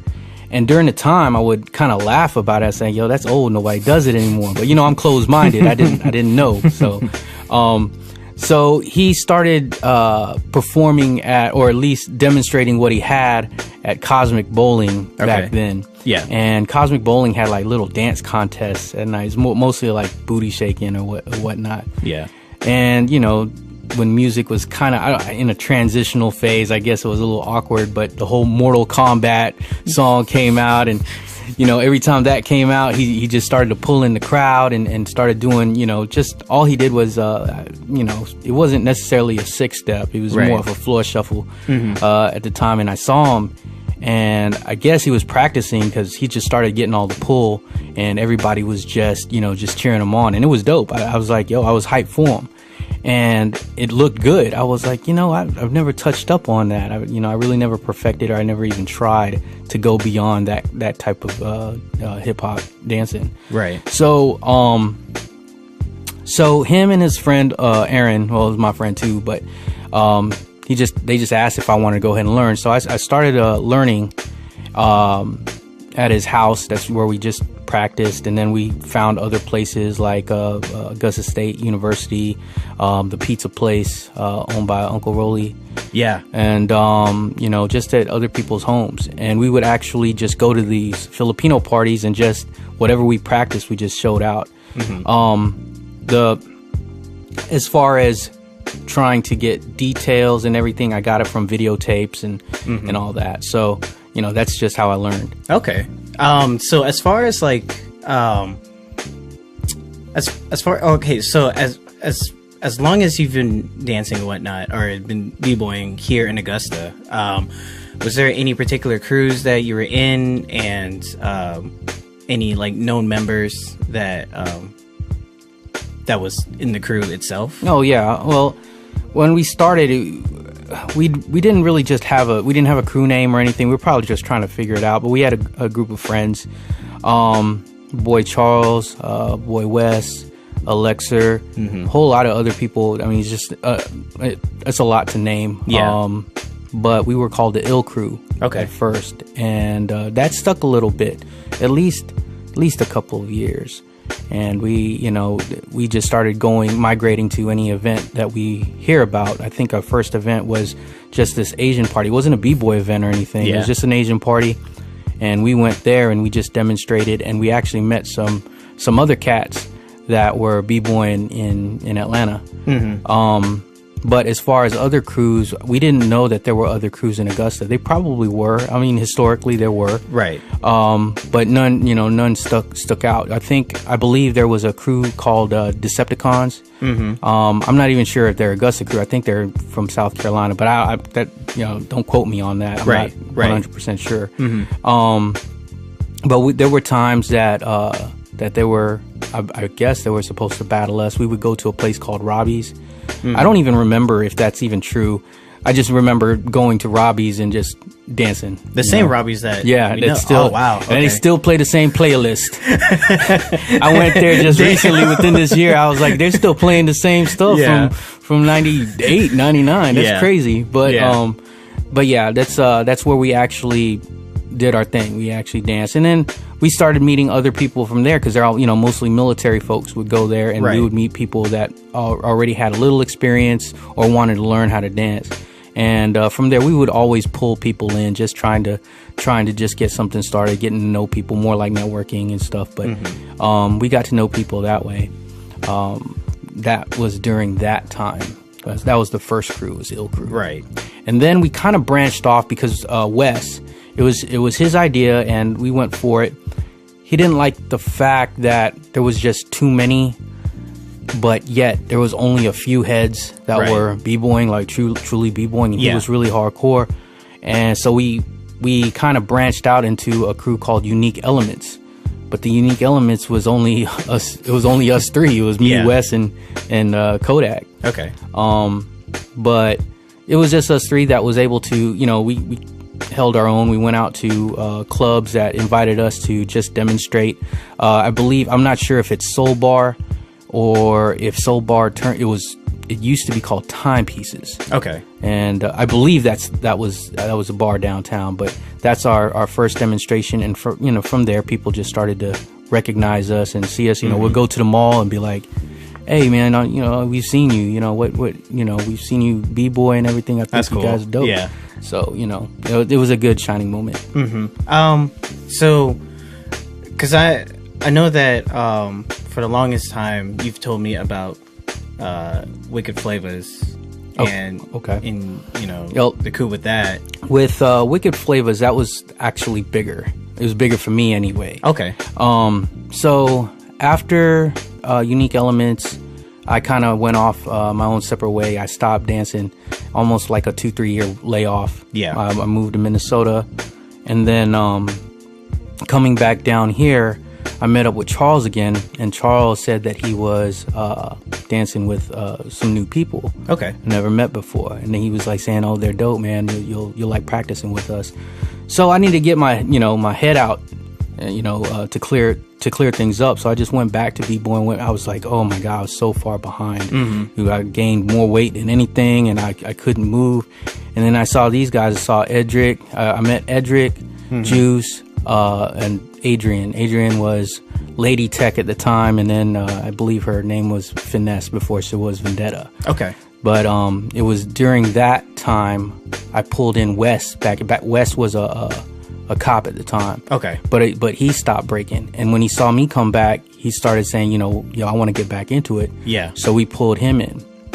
We didn't come up with Wicked Flavors yet. I believe they had their own crew called Break Yourself Crew with a guy named Chad. Chad was he's an old friend of ours that danced with us before I left, and he used to practice with us. But during that time, they wanted a new identity, or we wanted a new identity. Right. So we came up with I came up with Wicked Flavors. I think Juice thinks he did, but it's another story. Okay. just playing. Yeah. No, the name stuck. It sounded dope. We all had different flavor, in our dance style. I think today now they call it all styles. Yeah. And that was our thing. When we started looking at tapes and we were just mimicking certain moves, but it was more how to get into it and how to make it your own. Because in this world, people bite all the time. All the time. And I, when I started dancing, I would bite a lot of people, definitely like Ken Swift. I believe you can see some clips out there that did some Ken Swift stuff, but it wasn't more like I wanted to use it to say that, I created it. Yeah. I just wanted to be able to do it. Yeah. And knowing that I was able to do certain moves or, certain things, that was an achievement in itself. Right. So that's what I was doing at the time. Okay. But yeah, Wicked Flavors, that became the name, the stamp name in Augusta to start things off. We held it pretty for a good minute. Yeah. But maybe during that time we could have done a little bit more if everybody else stuck to it.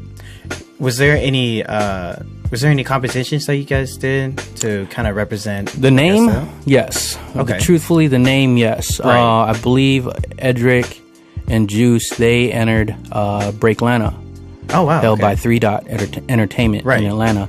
And when we saw the website, website during this time was kind of slow, but we saw the website and our name was plastered on there and my name was on there. I was like, oh my goodness, dude. I was probably the most insecure b-boy out of everybody. The guys were pretty upset about it when I didn't. I just really didn't show out. I wasn't in that vibe to compete, which in the b-boy world you have to. Yeah. You have to compete.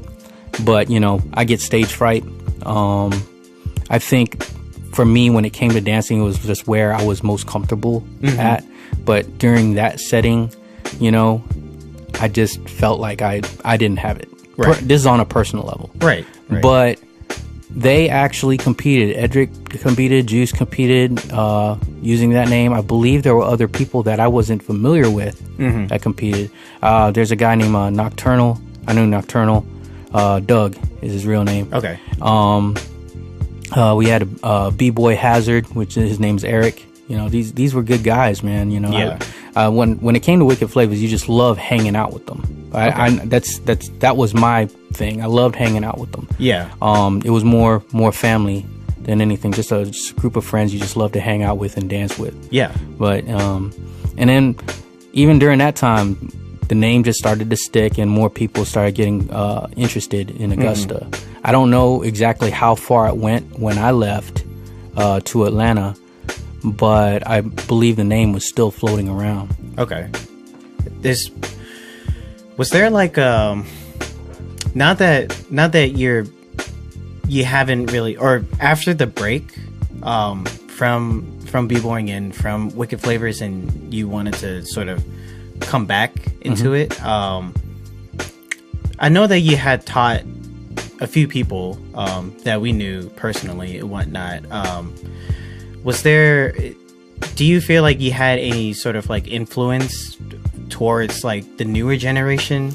Actually, I never even thought about it that way. I really didn't. I just honestly, it was a self-fulfillment for myself to be able to just have fun. It was a reason for me to get on the floor again. Not for competitiveness, but for health wise. It was my way of staying active, or more like the spirit of the spirit of it, and it was fun, and I missed it, and I loved it.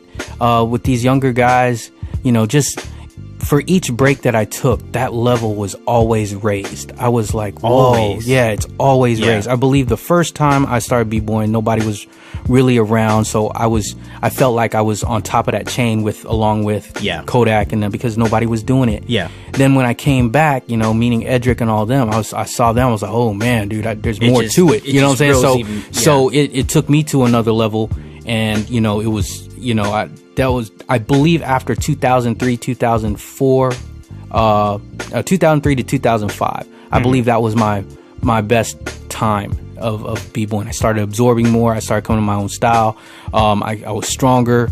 I was faster, and it became instinctive. Yeah. And the one thing I can say when it comes to b-boying is if you forget, it will take a while to come back. You'll know the moves, but in a sense, your body just doesn't feel the same anymore if you don't keep practicing. Yeah. But as an influence, I never thought about it being an influence, but from what I hear from Juice, he would tell me that hey, there's they're out there, man. And it's because of we helped. We helped push that generation.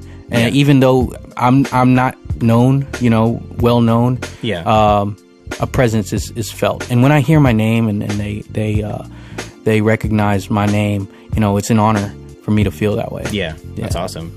So what kind of message do you want to give to the new generation that once it started, or it's already like at least a year onto it and whatnot? Like, what kind of advice do you want to give to them? Okay. Speaking from experience, if you're in it because you want to try it out, fine. If you want to compete, you got to work hard. Yeah. Don't take breaks. You and your crew, your families, everything. They're the ones to criticize you. They're the ones to help you. But it is, when it comes to the competitiveness, it's easy to get discouraged, especially when you see another crew with their certain styles and the abilities of what they're capable of doing, and you can just go ahead and sit back and say, man, I don't think I can get that. It's practice. Yeah. It don't matter. It doesn't even matter how long it does. You just keep at it. Yeah. You will get it. You will reap the rewards. Yeah, exactly. As for me, like I said, my best times was 2003, 2005, and I practiced, and I noticed that I felt like I was really good for that time. Yeah. But after I step away, all that just kind of went out the window. I can do little basic moves and stay a little flexible. Yeah. But my body just doesn't feel the same way anymore. Yeah, consistency really helps in the end. But just for all these guys doing it now, like I said, just keep doing what you're doing. Have fun with it. Know your place. Respect those that's been there, their experience. Just listen to them. They know the history. Learn your history. Yeah, that is a very important. Big thing. Learn your history. With the help of Kodak and even with Edric and Juice, man, they really dug into crates, man. They started they started listening to other people that's been there, and look at them now. They're still doing it. Yeah. So just that's pretty much it, man. Big ups to all the b-boys out there. Man, it's amazing what you guys are doing now. Yeah. Well, I appreciate your time, man, and definitely is a it's definitely a good thing for people to know the history behind the Augustas scene itself, because we're a pretty small scene, at the moment, and still are, and we're kind of in that dithering state, but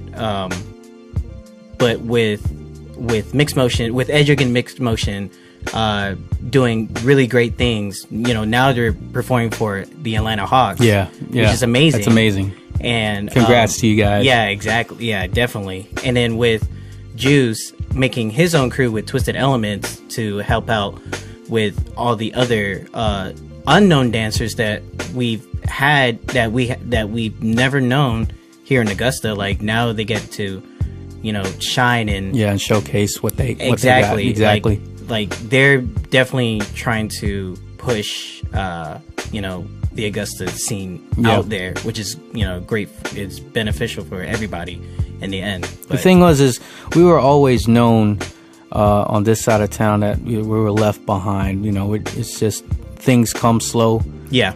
What's been going on up north and in the west coast. Yeah. But we're still catching on, and I hope they continue and never stop. Yeah.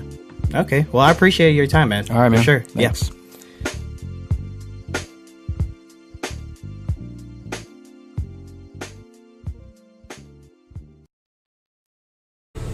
What's up? My name is Jay. I stepped in Augusta probably about in 97, and then I stayed around till about 2002. I stepped out, due some personal reasons, but I was one of the originals when Chad was still holding down Augusta with all that b-boy breaking, and then you had a lot of them coming up, following his footsteps, and I remember back when we were still hitting up them clubs in Augusta in like 98, 99, you know, doing them playful battles, you know, just starting out, everybody just learning, you know, everybody just out there just having fun, you know, but as time progressed, people just went in different directions, you know. I just kept in touch with everybody, and I see your boy Edric, you know, back then he was beginning, but you know, that boy, he did it, you know, he came up, you know, he really followed his dreams, you know. Me, I done moved all the way across the globe. I'm back here on the islands, you know, back in the Philippines, you know. But back in 97, 98, those were the times, those were the critical times for Augusta and them b-boy battles, you know, and I wish I would have pursued most of it, but, you know, I guess you know, it wasn't down, I wasn't in that path, you know, but it's all good though, you know, much respect to all them cats in the beginning when Augusta was at its turning point. The most important thing was that everybody just followed their dream, you know, and I guess that's about it. All right, thanks. Peace.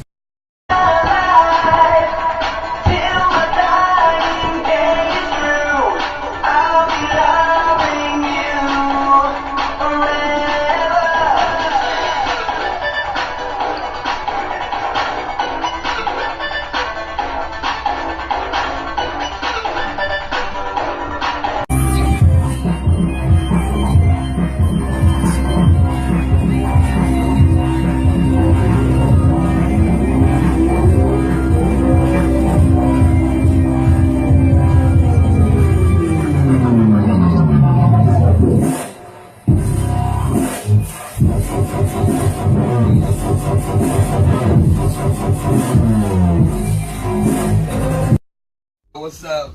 I'm Edric Ramsey, aka B-Boy Kid Sonic, Augusta, Georgia, representing Mixed Motions Crew. I started back in '96, and at first, like, you know, I wasn't even interested in dancing and none of that stuff. But, you know, girls definitely influence your ass to do some shit you don't want to fucking do. Not want to work. I remember the first thing I tried to do was a headspin, and my mom was watching Soul Train, and this guy had on a bicycle helmet, and he put on a bicycle helmet, and he started doing all these headspins, so I'm like, okay, well maybe it's just in a bicycle helmet. So I found one laying around the house, I put it on, went to go try it, I almost broke my dang neck, man. I was like, oh, yeah, that breakdance stuff, not for me. I'm not dealing out of the picture. Well, next thing I know, I see this dude moonwalking, watching the truck, and I'm like, yo, who is this guy, man? What the heck? This dude freaking did it, you know? So I go over there, and this dude turned out to be like some kind of guru of like dancing, man. He was like doing all this pop locking and all this other stuff, man. It's some music I ain't never heard. So I mean, what's up? And he was just like, no. I was like, what? I was like, yo, man, I want to learn how to do that slide stuff you doing across the ground. And so he was just like, all right, you want to learn how to do that, man? Go get a cargo box and come back here. And I said, I'll show you something. I was like, cargo box? What? So, all right, man, look, work on your handstands, and I'll show you some stuff to do, and then come back, and I want to see if you know, I started with my cousin D. He already had a little bit on me. He had like some footwork stuff and flips that was kind of cool. Started with Josh Bozeman, which y'all probably know him as aka B-Boy Juice. Adrian Lee, which is Finesse, but then it turned into Vendetta. That's originally the first couple people. Like, it started spreading out more and more as we got better, but you know, that was like really the first the first kind of like hardcore people, because we was all in art class together. And man, you know, this kind of stuff I draw, and he showing me all that stuff, whatever. I'm like, cool, man. I was like, yo, I break dance, man. And so, you know, Adrian heard that, and then, you know, Juice was like, man, I probably could do that. He went home and took some pictures and shit, right? Because he was like the tech guy back in the day, man. Like, before all that other crazy shit started popping, he was the tech guy. So, he went home and took some pictures of him doing like the spider and all these flexible moves or whatever. I'm like, oh man, yo, that's some stuff I seen in like these videos. I was like, yo, you can break. I didn't even know. You know what I mean? I was just like, oh, yeah, man, you can break. Adrian was like, yo, I learned a little bit while I was in Japan. Well, my dad was stationed in Japan. I know some stuff, whatever. I'm like, all right, I guess we forming together right now. So the practice spot was always at my house or whatever, because you know, I had a spot that like it was abandoned pretty much. You know, but like my pops and mom and them was building a house in front of the trailer that we were staying in, and so we had a bunch of space in there just practice. You know, so that's who I originally started with. All right, so you had the Decepticons. That was really the first like dominating crew, because you had Alexa, you had RJ, you had Richie Rich, Chad Mack, Kodak, bboy Steel, God rest his soul. Man, dude, they had a lot of members in there. Kid Wicked. That was the rock of it. You know what I mean? Like that was. We had a couple other crews, but they wasn't really like b-boy crews. They was more or less like just homies, man. They really wasn't like doing it like the Decepticons. Those guys was traveling, battling people. Like they had a real crew. They had like a DJ, they had an MC, they had graffiti artists. You know what I mean? Because that's what crews were back in the day. So that was only one of the crew, and then we tried to form ourselves under Break Yourself crew, but then we kind of didn't really like Chad that much because he was giving us all this fucking negativity and shit. But like now looking back on it, I can honestly say that like I kind of liked his criticism, because it kind of gave me a nemesis to hate to get better.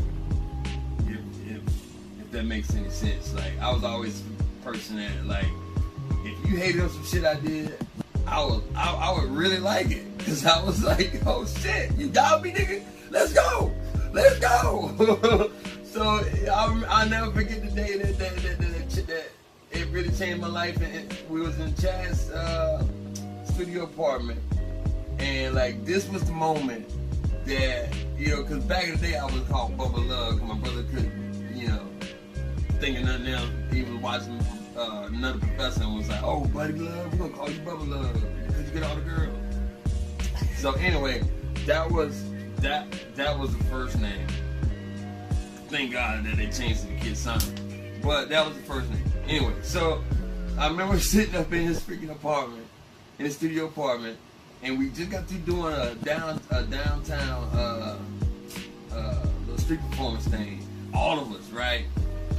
So we like, all right, we get really kick it with Chad, because see, back in the day you couldn't kick it with people that wasn't in your crew or wasn't in your circle, because like they was real guarded about their art. You know, they didn't want to just be spreading this out to nobody, man. So we felt privileged to kick it with Chad. We was like, oh man, we chilling with Chad, Mac, whatever, man. So we up in there, and like, you know, he looked at all luxury back then. You know what I mean? Because we was like, man, studio apartment downtown. So we all up there, and he got all these VHSs of all the Battle of the Years, man. Stuff that we heard about, we didn't even freaking know about, because back then we didn't have YouTube, we didn't have all this stuff that these kids are filling their heads with now. We had to go out and hunt for that stuff. You know what I mean? If you saw break-in, either you was by the TV and you had to watch a replay of the video and hit the record button, record that segment of the break-in, and then try to mimic this shit, or you just had to, you know, try to find footage wherever you could find it. He had all of it. He was like the motherfucker that concealed everything in the library. So we go up there, and he's like, yeah, I got this Battle of the Year joint. So he pops it in, we watch it, we like, oh man, that's hype. Yo, we should go out and like start battling people. And so he hits the pause button on me, right? He's like, and I was like, yo, what's up? He was like, man, y'all ain't good enough, man. I was like, what?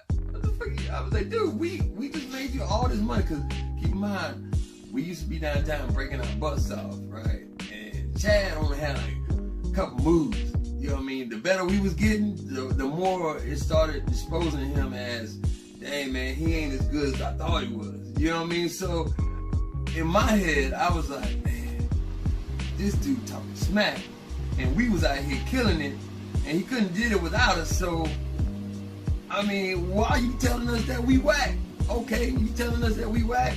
Bump that, man. And so he was like, okay, y'all think y'all that good, whatever. How about y'all go out of town and then y'all see what the real deal is, right? And I'm like, man, okay, this dude just talking smack. He's already pissing me off. Don't even like this dude anymore. You know what I'm saying? So I can see why people don't like me sometimes. So I'm like, man, I don't even like this dude no more. So he ended up taking us to Breakland because he ended up winning the first Breakland. First ever Breakland, I think that was like 2000. Yeah, because he won Breakland 1 just before all the hard hitters figured out what Breakland was. Keep in mind. Alright, so don't start bragging about that shit. So, he won Breakland. He won Breakland and came back. He was telling everybody, I just smoked everybody at Breakland, blah, blah, blah. So we like, oh, shit. Damn, he got a title. We ain't got no title. Shit, we gotta go out here. So he took us to Breakland. I'm like, man, we're gonna get up there, juice. We're gonna smoke these motherfuckers. Take them. We're gonna roast these motherfuckers up. Man, we went up there. Whole nother world. These guys got rockets.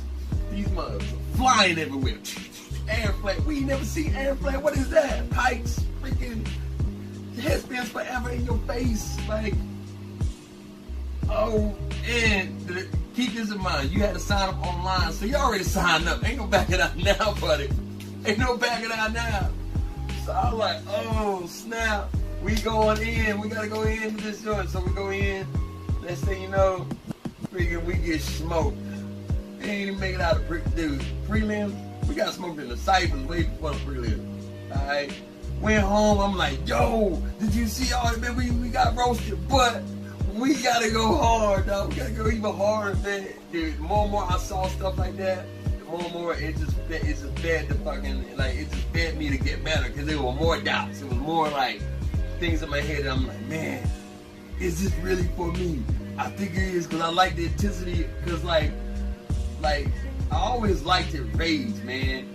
Maybe because, you know, I grew up like with my brother that were always like beating people up and shit for those reasons, you know what I mean? So it's just like Chad Mack played a big part. He played a big part in me getting better because he was definitely one of those haters that could back it up, you know what I mean, on the dance floor.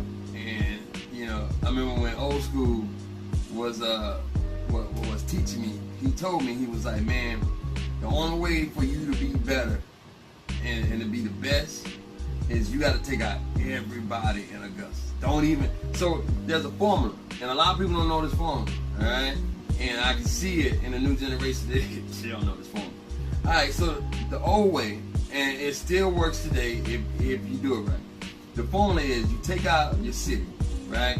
Once you take out your city, you take out your state. Once you take out your state, you take out the other cities in the country. Once you take out those, man, go worldwide.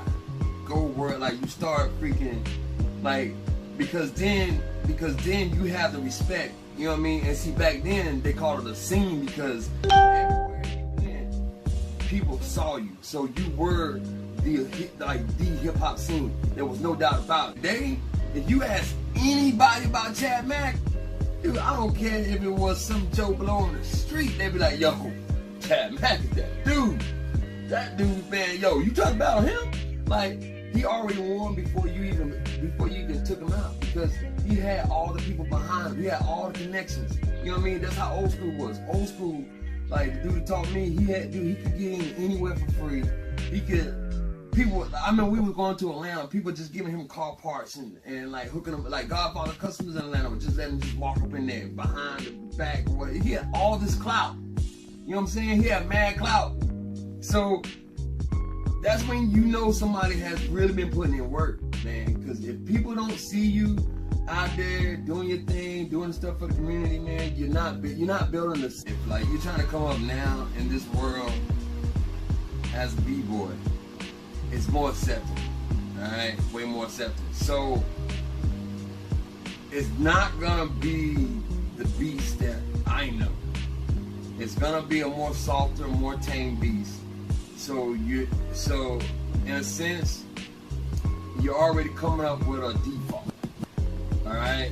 So the best thing for you guys to do is to learn your history, man. To know where it came from, to know that this is not one of those sensitive moments. This used to be a gang-related,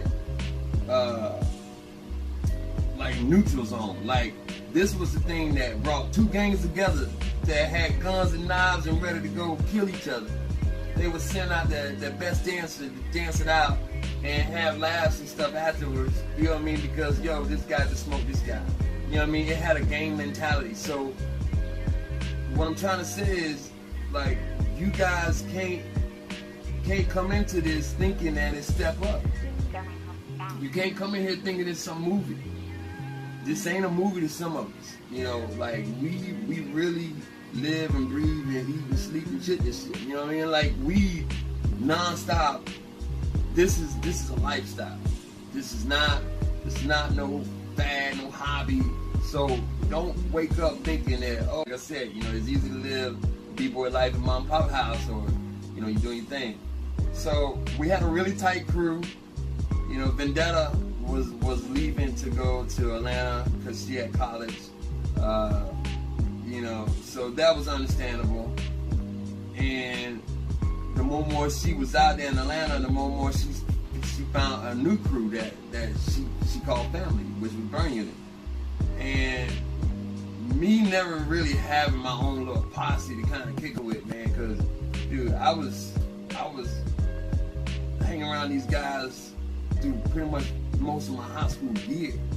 You know, 4 or 5 years in the making around these certain people, man. And you got these dreams and aspirations of being, you know, we all gonna make it. We. And so I'm like, man, dude, this is really dope.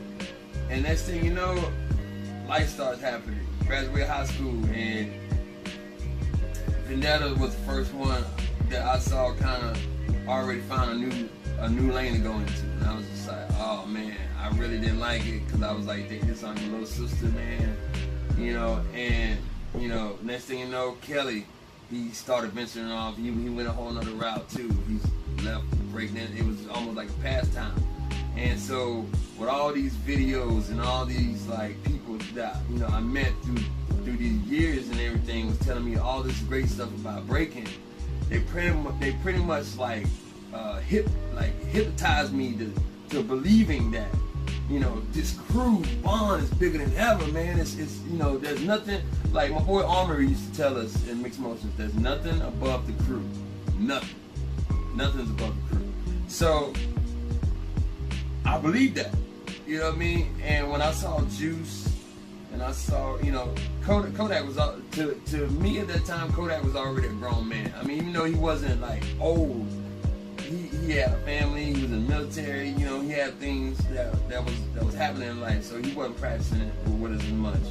My boy Hazard, he kind of fell off because he was in the military. B-boy still, he got into the police force, you know, and he had a kid and all this stuff.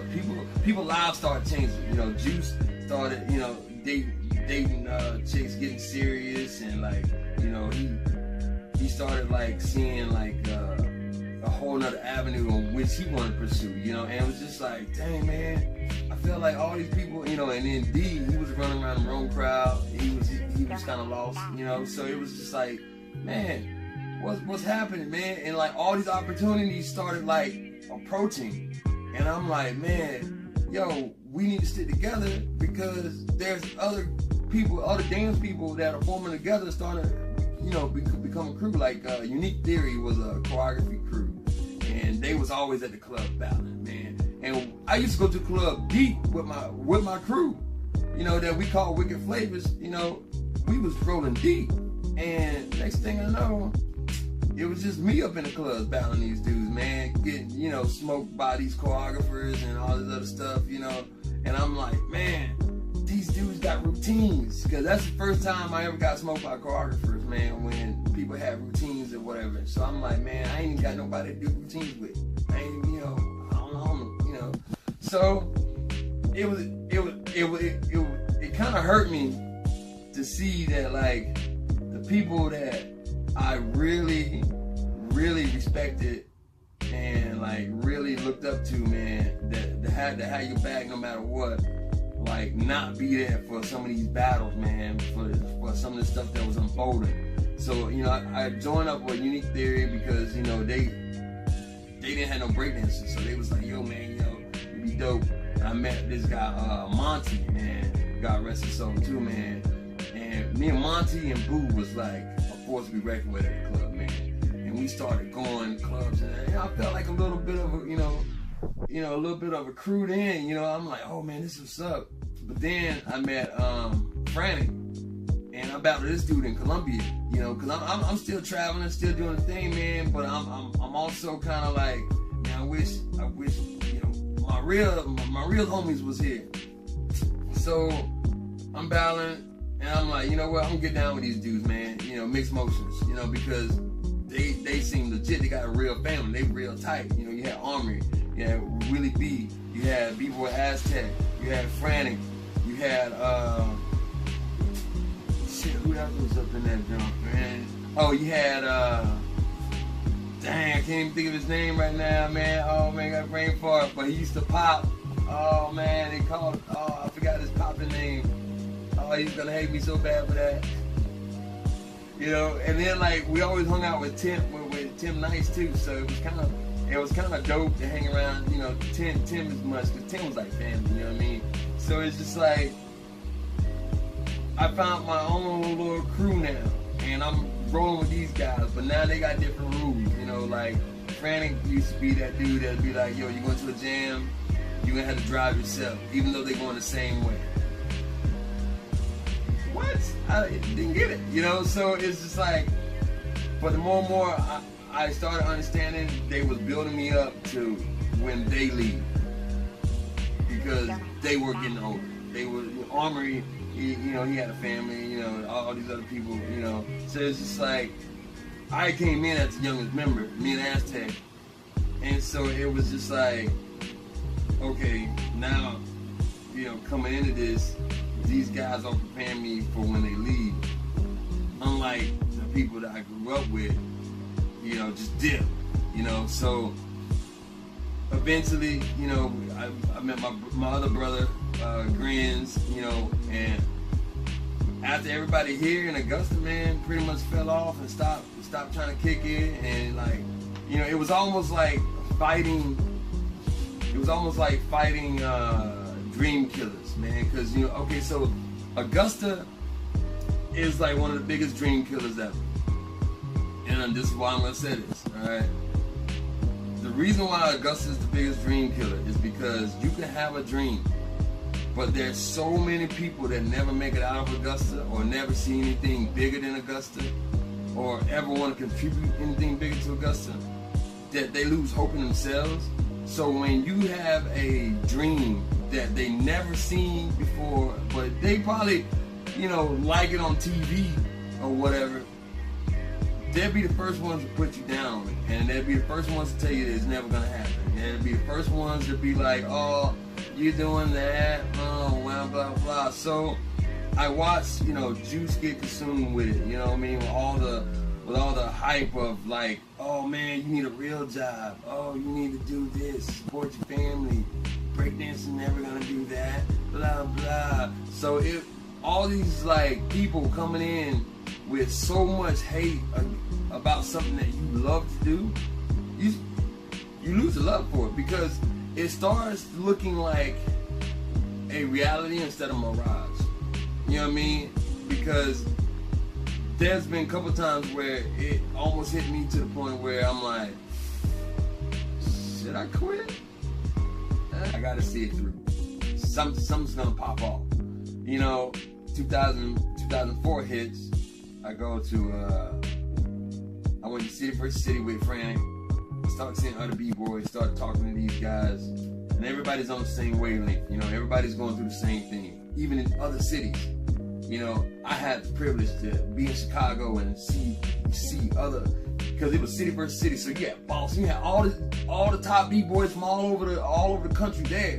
And like Frank had a lot of like clout back in the day, so he knew a lot of really dope guys. And you know, thank God for that too, because those people was the ones that kind of like blocked all that like dream killing stuff out of my head, because they was like, yeah man, dude, I go through the same thing, man. I'm living on the couch, you know, I'm doing this and this, but I still love dance, man. You know, dance is always gonna be a part of me, blah blah. So it's like the more and more you start hearing this, man, you start seeing these people living that life, and you know, who cares about the money? You know what I mean? Who cares about, you know, whether you got the dope car? I still got the same car that I had way back in the heydays. You know what I mean? So it's just like, now, what are we really doing?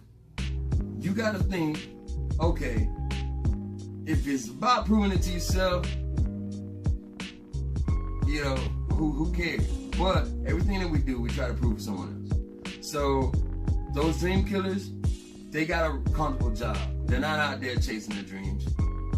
They give you the mirage of success because of the things that they buy, the things that they're posting up, and you know, they're like, hey, I got a new car, I got a new this. You get a little jealous because you like, dance ain't never gave me a paycheck like that. Alright, so where I can go and just buy me a car. So your girl get to telling you stuff like that, and you're like, man, maybe she's right.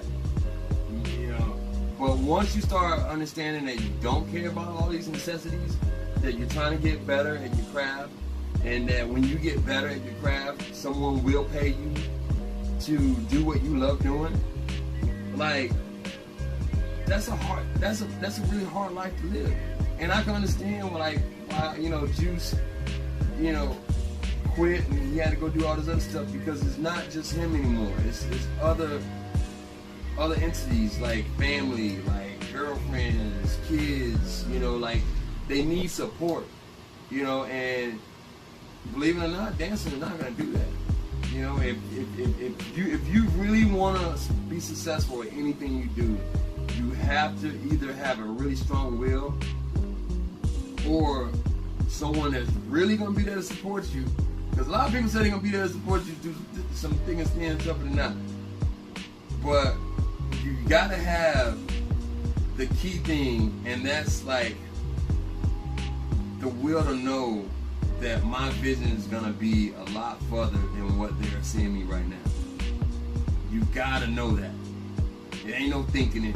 It ain't no, I gotta find the right motivational video that's gonna, no. You gotta know that.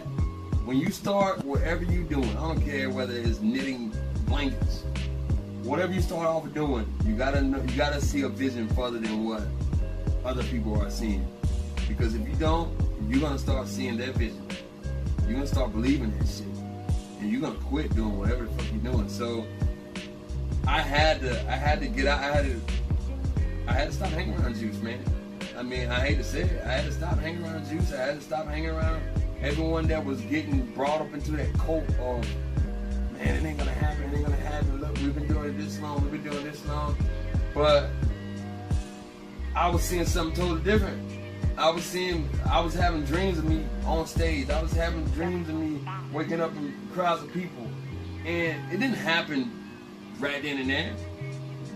But it was glimpses of reality. Like when, you know, I got put on the Hot Import Nights tour. And, you know, chauffeured around by all these people. Got on Fun Master Flex tour. Chilling in the VIPs with all these dope celebrity people, where I started to see, and I thank God for Rock. This dude Rock. Be the guy that's paying to get in here, or you could be the guy in here performing and getting paid. He was like, get your shit together. Be more responsible. Be more professional. because this is no longer a hobby, something that I just do because I love doing it.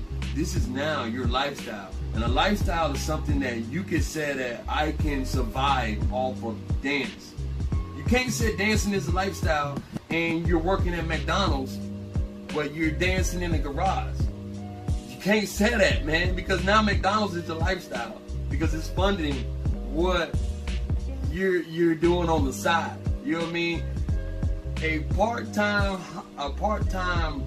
career is not a career, it's a hobby. You either full-time dancing or you're not taking. Yo, what up? It's your boy Juice, Twist Elements crew, Augusta, Georgia. I didn't start dancing until late 98, early 99. Me and Kid Sonic, we used to be in art class together, along with Vendetta, a couple other cats that we grew up with. Back then, I wasn't mentally healthy. I really didn't care for myself at all.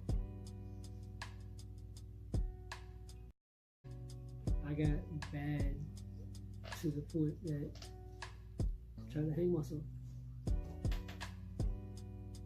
Can't tell you why I did it, but you know what I'm saying? Like the very next day is when we started, me and Edric and everybody in art class started talking about fucking dancing. And I needed something. I needed something that would make me feel like me. Express how I am, how I feel. And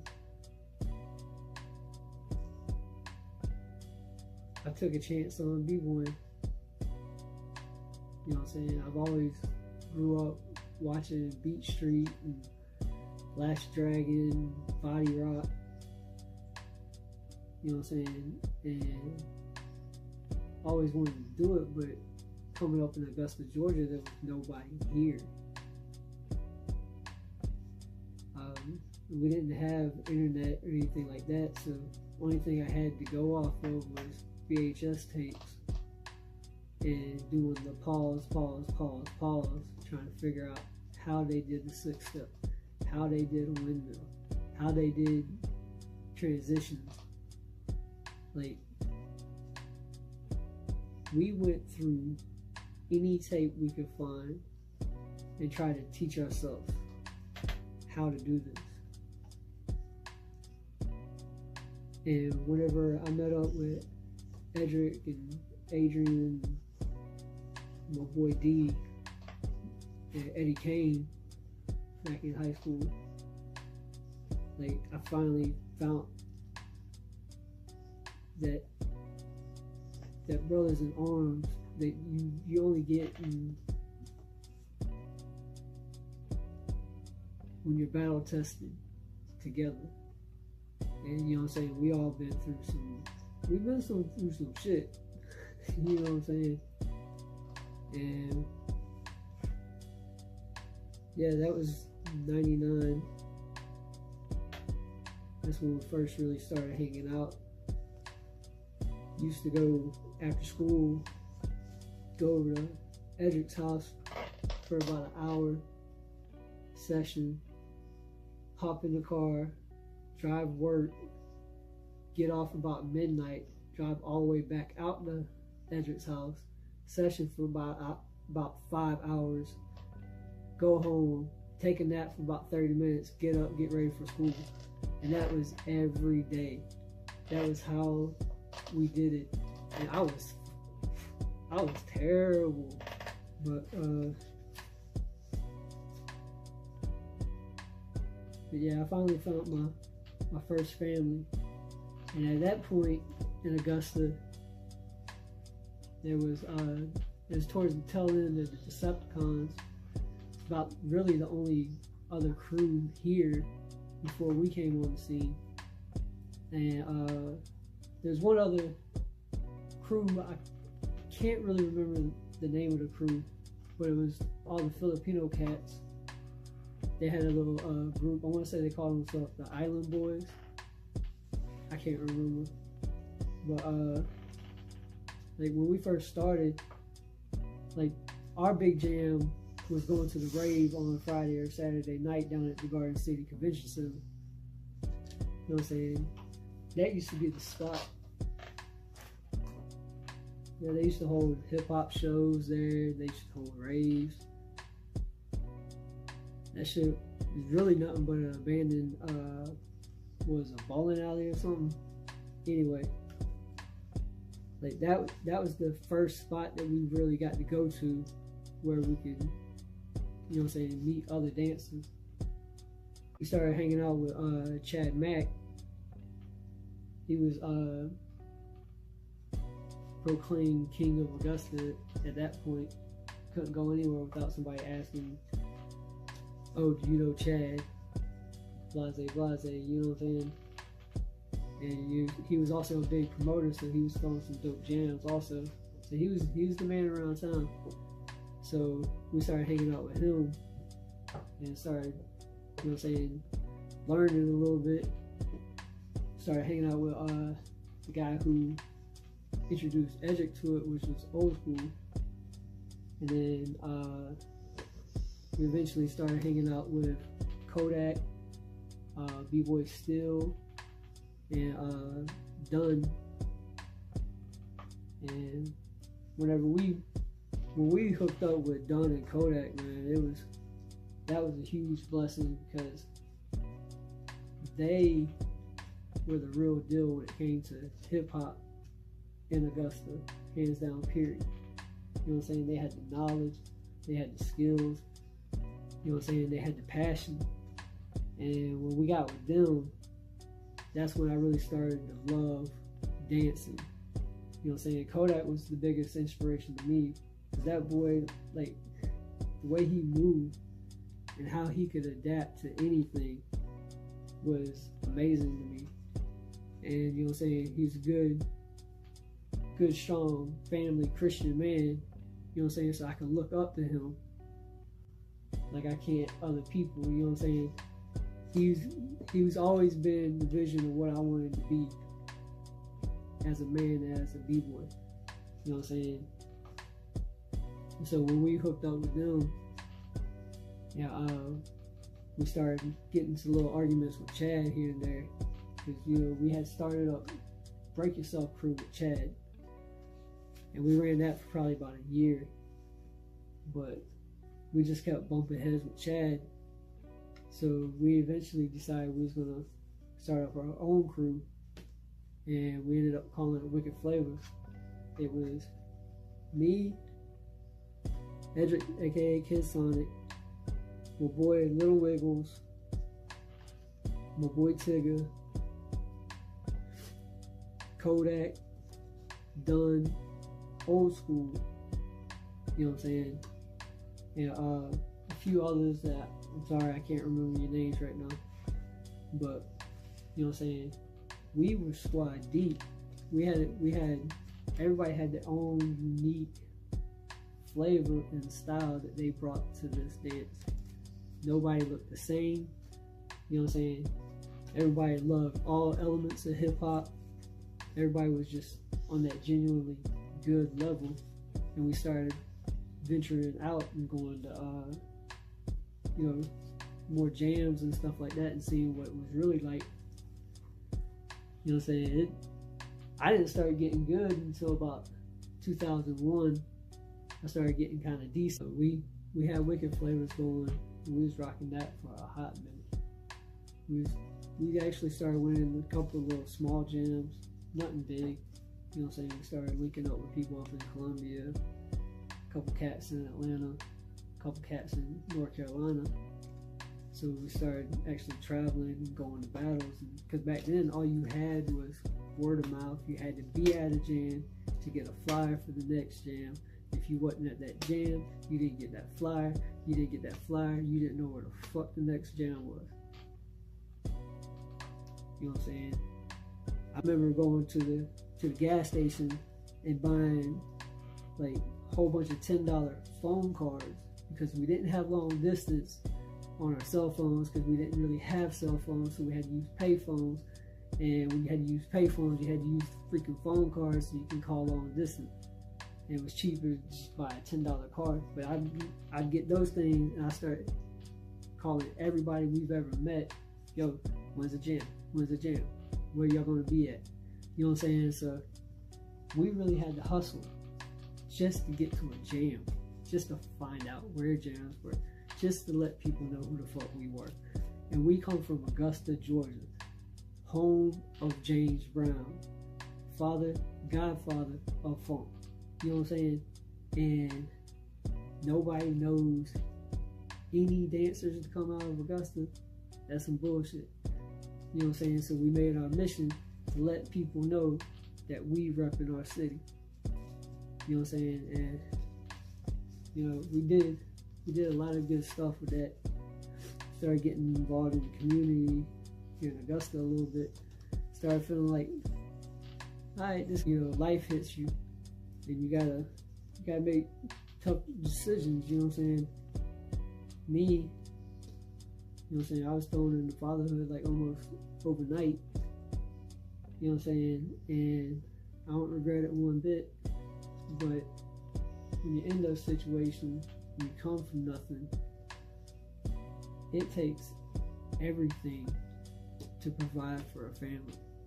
So I eventually had to give it up in order to